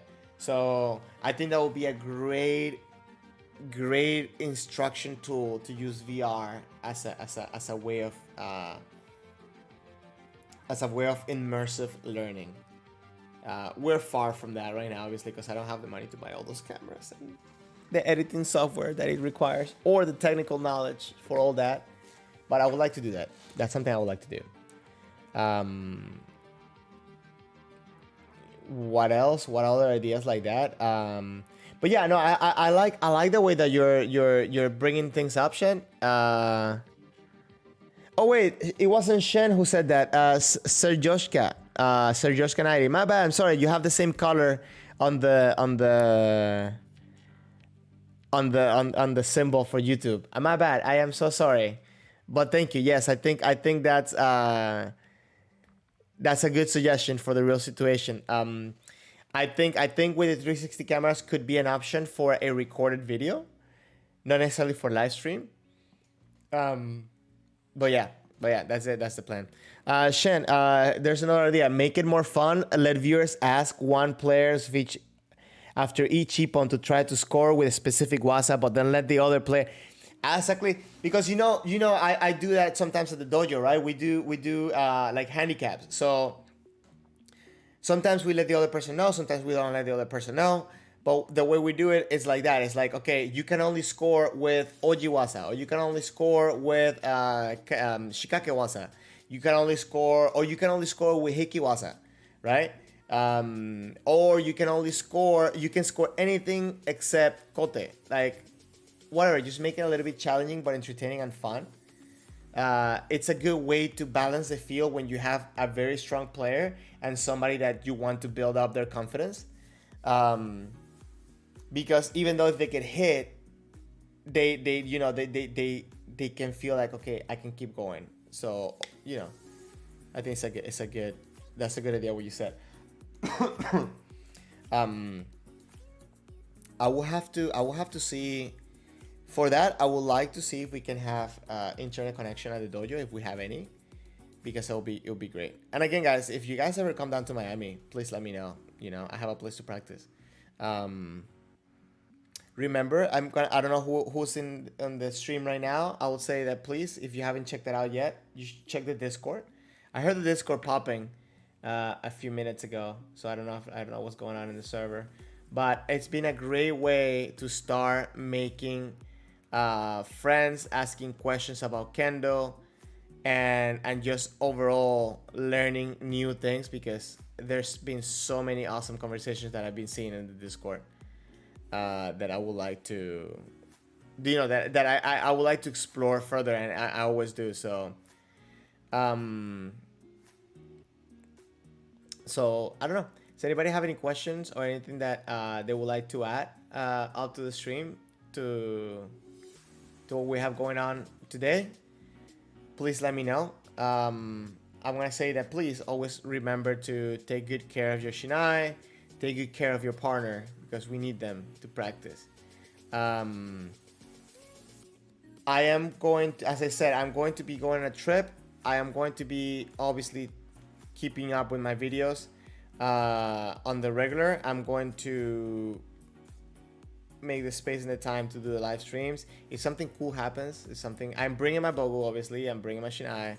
I am going to try to practice the whole situation, just so you guys understand. There is going to be testing. There's going to be testing in Germany, and I would like to have the opportunity to test for my Goldan. I don't know if I will be able to get into Germany because of current restrictions. If I do, I will be able to join in the test because I'm already registered. But I am not sure if I'm going to be able to get in. So the plan right now is to go train in Greece. Well, I'm still talking to the people from Greece and Griva Sensei as well to see if we can,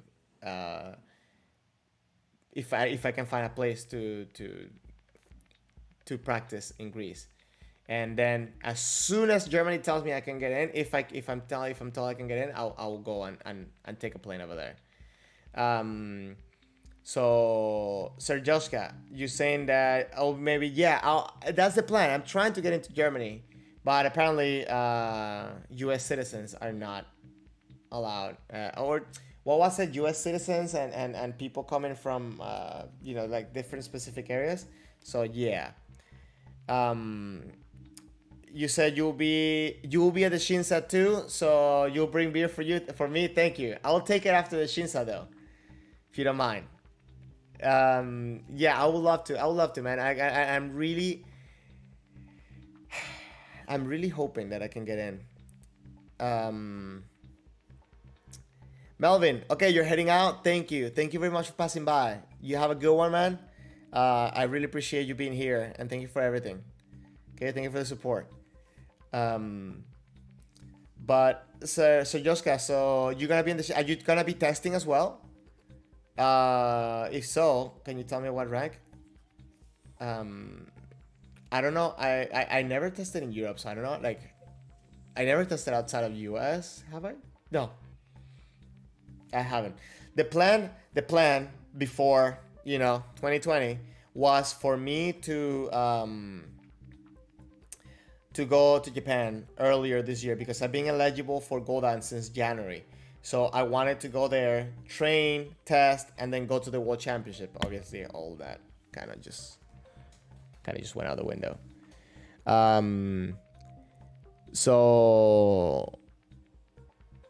Sorry, Jessica. So you're saying after? Okay, after. Cool. And you're going for Sanda. You're going for Sanda. Oh, that's okay.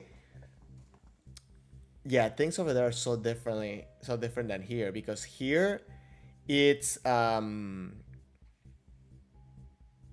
golden and above testing. They don't do Yonan Sanda and below that. They only keep it at that point. And for what I'm told, November they're talking about maybe making a test for November, but for what I understand, there's going to be a lot of people signing up for that. So you know what that means. It's going to be super expensive. And you know, it's going to be a lot of time. So I have to plan it right, because the problem with that is that those tests will take long. And if you do it on a Sunday, most likely I will have to take a plane on a Monday. So that's why I'm a little bit like, okay, hey, you know, have to plan it all right, because it can be stressful. Yeah. I really hope I can do it in Germany. I have a friend that it's connected when it comes to airlines and stuff like that. So he's trying to figure out if there's a way I can, come in, and hopefully that will be the best, because it will be amazing for me to have the opportunity to test. I'm even it's tricky though, right? Because I haven't been training for a year, and I haven't been training with other people for a year, should I say. And now that I'm training, I'm also not training with somebody my level or higher to get me, to keep going up. So I am slightly like, okay, I don't know what to do. I don't know how to go with this, but I would like to, just to take the time to make sure that try and pass Sandan. That's why I'm studying a lot and practicing a lot. I'm grateful right now that I had 3 practices a week, but then I'm leaving Tuesday. I'm starting my trip on Tuesday.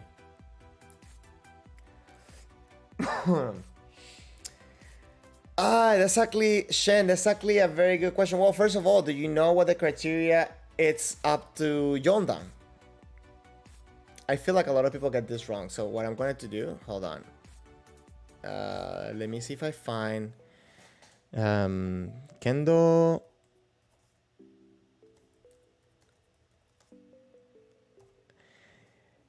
I don't know. I don't know if actually this will be a fun thing to do right now. Hold on. Let me add this.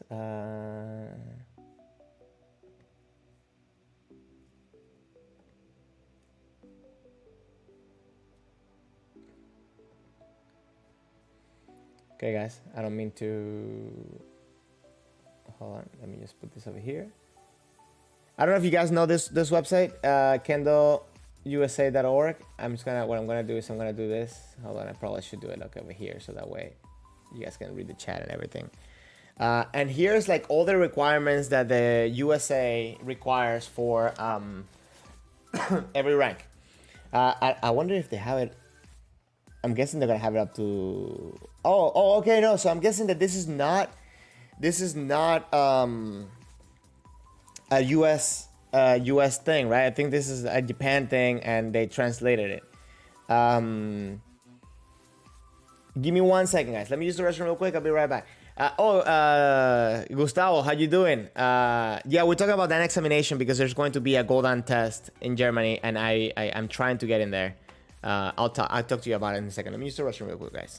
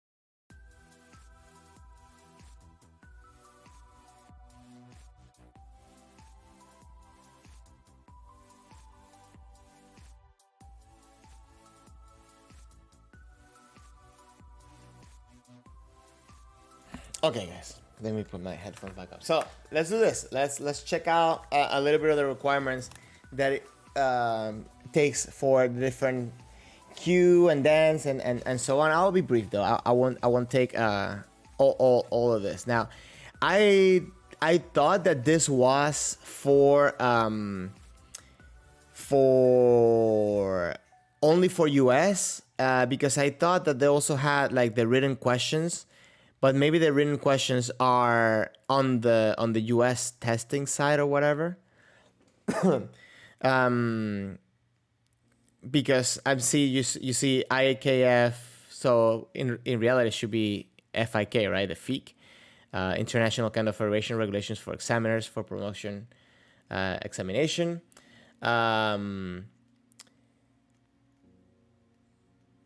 So, Sir Joska, you're saying that would you enter Germany? Well, I'm trying.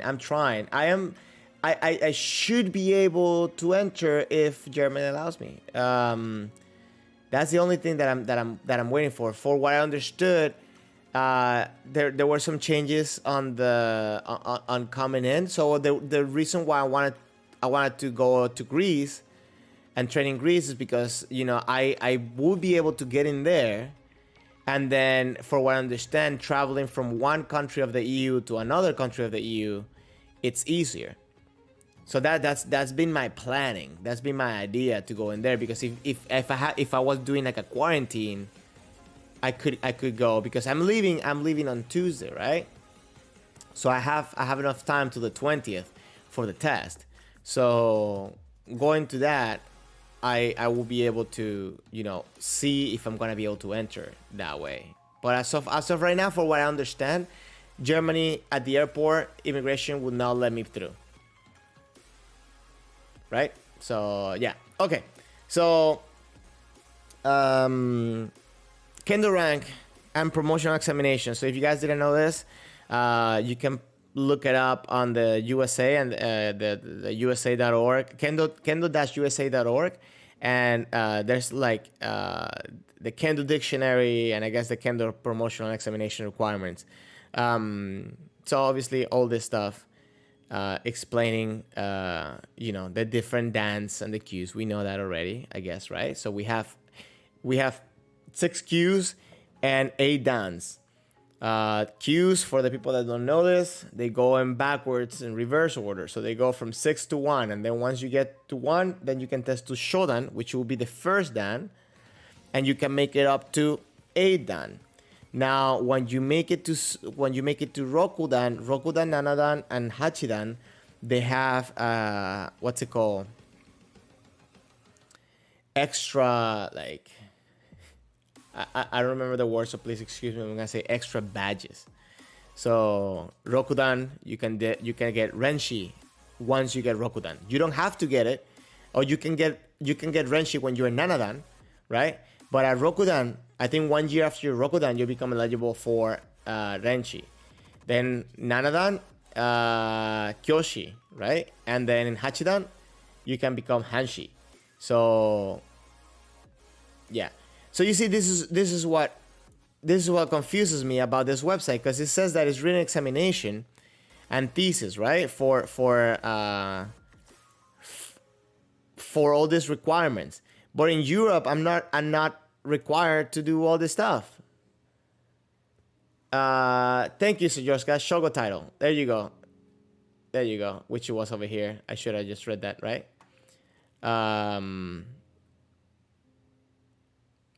So yeah, okay.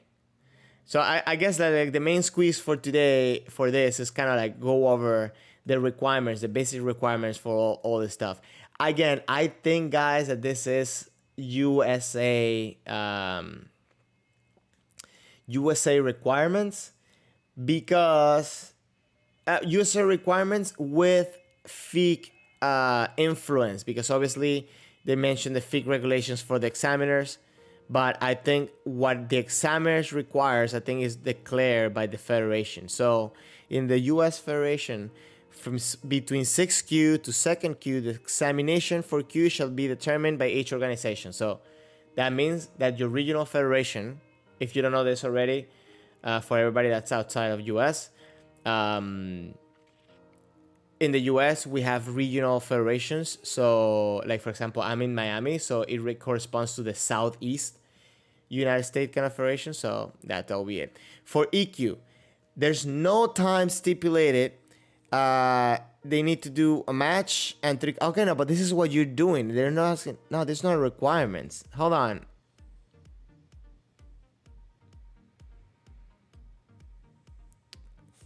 Okay, this is no. Sorry, guys. Sorry, guys. Okay.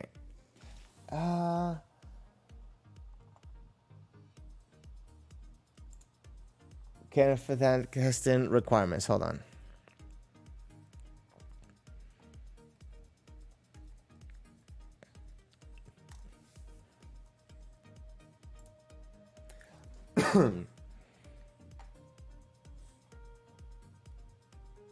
Okay, let me just.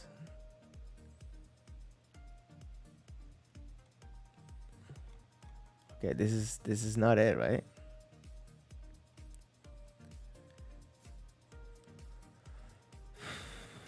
Here it goes about the years of you need. Okay. Oh, okay. Well, I guess this could work as well, right? For next week, what I'll do is I'll look up the actual website, because it's very interesting, because it does talk about the questions, the written questions that you need to take, and it does give you. It's very cool. It's very cool. I wanted to find that. I wanted to show you guys that, but I'm not gonna go waste your time. So to pass Shodan, you need someone who has trained in the basics of Kendo and has acceptable technique. Of course, acceptable becomes a parameter by the judges, right? Second dan, someone who has learned the basics of Kendo and has proficient technique. For third dan, someone who is accomplished in the basics of Kendo and has good techniques. I really don't like these descriptions. Someone who has, for fourth dan, someone who is accomplished in the basics and applied skills of Kendo and has excellent technique. Someone, okay, but this is, oh my God, I am so sorry, guys. I feel like I'm wasting your time. Because I feel like this is subjective to interpretation, right? This is really bad. Sorry, I wasn't planning on doing this. I'll definitely plan to do a better one for next stream. I'm looking at this and I like this. If you look at wording criteria of each dan, you can see the key terms: basic of Kendo, basic applied skills Kendo, and true meaning of Kendo. So, so destination, final goal, technique, and wasa practice. Okay, I like this one better. So between first to third dan, accomplish the basics of Kendo. So I'm gonna guess that when he means basics of Kendo, it has to do about kamae, footwork, and technique when it comes to wasa, like men, kotedo, and stuff. So the technique has to be acceptable, proficient, or good. The wasa practice, I guess the wasa that you have to show would be shikake wasa and the bana wasa. Interesting. Okay. For fourth and fifth dan, to master the basics of applied skills, and here's where we get a little bit iffy, right? Excellent technique and standing technique, and with the addition of oji wasa along all this stuff. So you have to, just to be clear for everybody that may not understand this, is that you have to show what you already showed plus this. Okay? There is a website. Oh my God. Let me see. This is the same thing that we saw before. So, one of the things that I read a while back when it comes to this is that difference between Godan and Yondan, right? It's that and I'm trying to remember the wording. For Yondan, it was what's it called? Awareness of seme, and then for Godan, if I remember correctly, and I'm sorry, I'm trying to find the article because I don't want to paraphrase, but it said entry understanding of seme.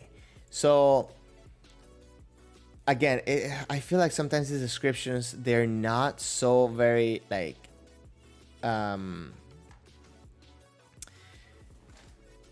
concrete, right? They're not so very concrete. A lot of times it kind of opens it up to interpretation and interpretation of the judges. So I think we should standardize a little bit more. I'll prepare something for next stream, guys. I'm sorry that I don't want to make you feel like I'm wasting your time by just reading all this stuff. But some of the things that I understand, because again, I haven't passed it, so I cannot say that like, oh yeah, I have to do this. Again, understanding on control of my opponent using seme. Using, as you saw, I did like on the website when it says like the use of ojiwaza, because ojiwaza is not just waiting and waiting for an attack. It's not baiting, right? It's you applying pressure and show of good timing and anticipation of your opponent. Where I feel that for my Yondan test, I did remember that the first waza I did was the banamen, as you saw in the, I'm saying the banamen because it's in the thing, right? But I did do the banamen. That was my first technique on the first round I did on the test.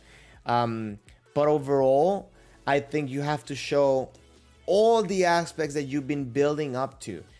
Your posture, your understanding and use of kamae technique, a diversity on techniques.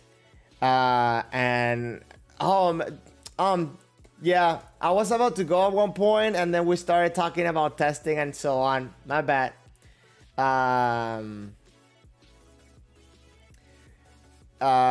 So yeah, we're still going. Shen, you said that the fish. Oh yeah, I think he did. And the bana waza, it's definitely a good technique to show in your testing. For example, kaeshido is also a good technique, but you want to make sure that that kaeshido is not a reactive kaeshido. So that would be your Nagana ojiwaza. Gustavo, you were supposed to test for Sandan last year, and you were planning to work a lot on the bana and seme, but you know, Corona, hashtag Corona. So I think that it's good if you try to work on that. It's good for your own development. I don't think you're going to be required to show it during the test, because that's another thing, right? It's not about you knowing that, it's about you showing it during the test. So it's a lot of it has to do with you creating the opportunity and the situations for those things to happen. It's nothing, I don't think it's anything, what's it called, spiritual or magical about it. It's literally, it's just, you know, understanding of concepts and applying them. Yeah, I know Andy Fisher did his, was it for his Rokudan or for his Godan? I think he showed his Godan. I don't remember seeing a video for his Rokudan.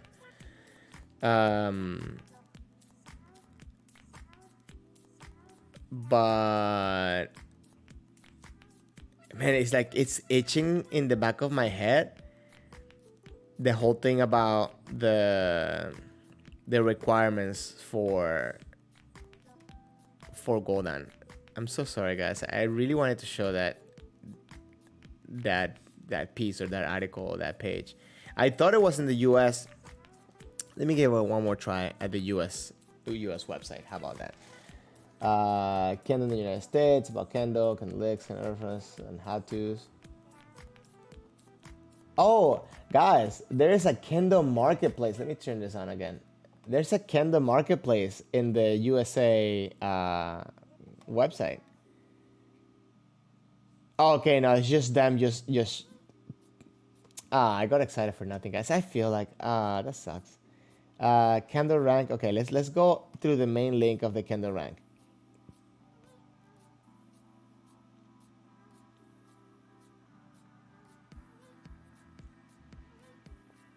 Short history.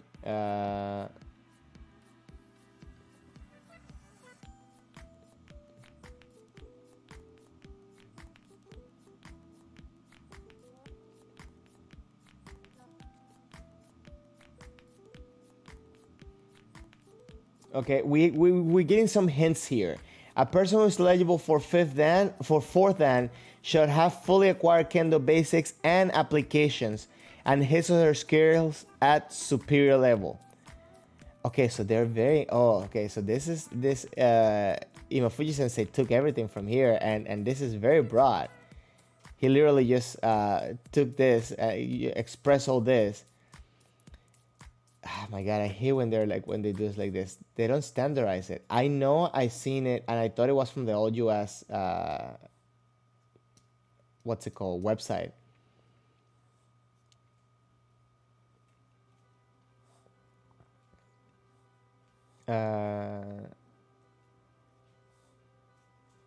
Yeah, I think I need to do a little bit more research. I'm sorry guys, but yeah, this is not it. This is not it. I don't gotta waste your time. Guys, I think I answer all the questions that you brought up to me today. I hope you guys enjoyed some of the things that I'm doing. If you have any suggestions on some of the things you want me to do in the future, some of the things you want me to talk about or bring up, please let me know. Again, I'm planning on bringing in some guests sometime soon. I'm not sure if it would be during this time of the stream because I want to make sure that I'm available on their schedule, but I will keep you updated with plenty of time. If you would like to know more about all that stuff, please join the Discord. In the screen is the text right here, right? So if you go to your comments, you can just click that link and you should be able to straight up join in there. If you have any questions there, you can also contact me there. And yeah, I hope you get back to practice if you haven't already. Have a good time. Please progress your Kendo. Keep practicing and overall stay safe. Guys, thank you very much for passing by. I'll catch you on the next stream. Take care. You guys have a good one.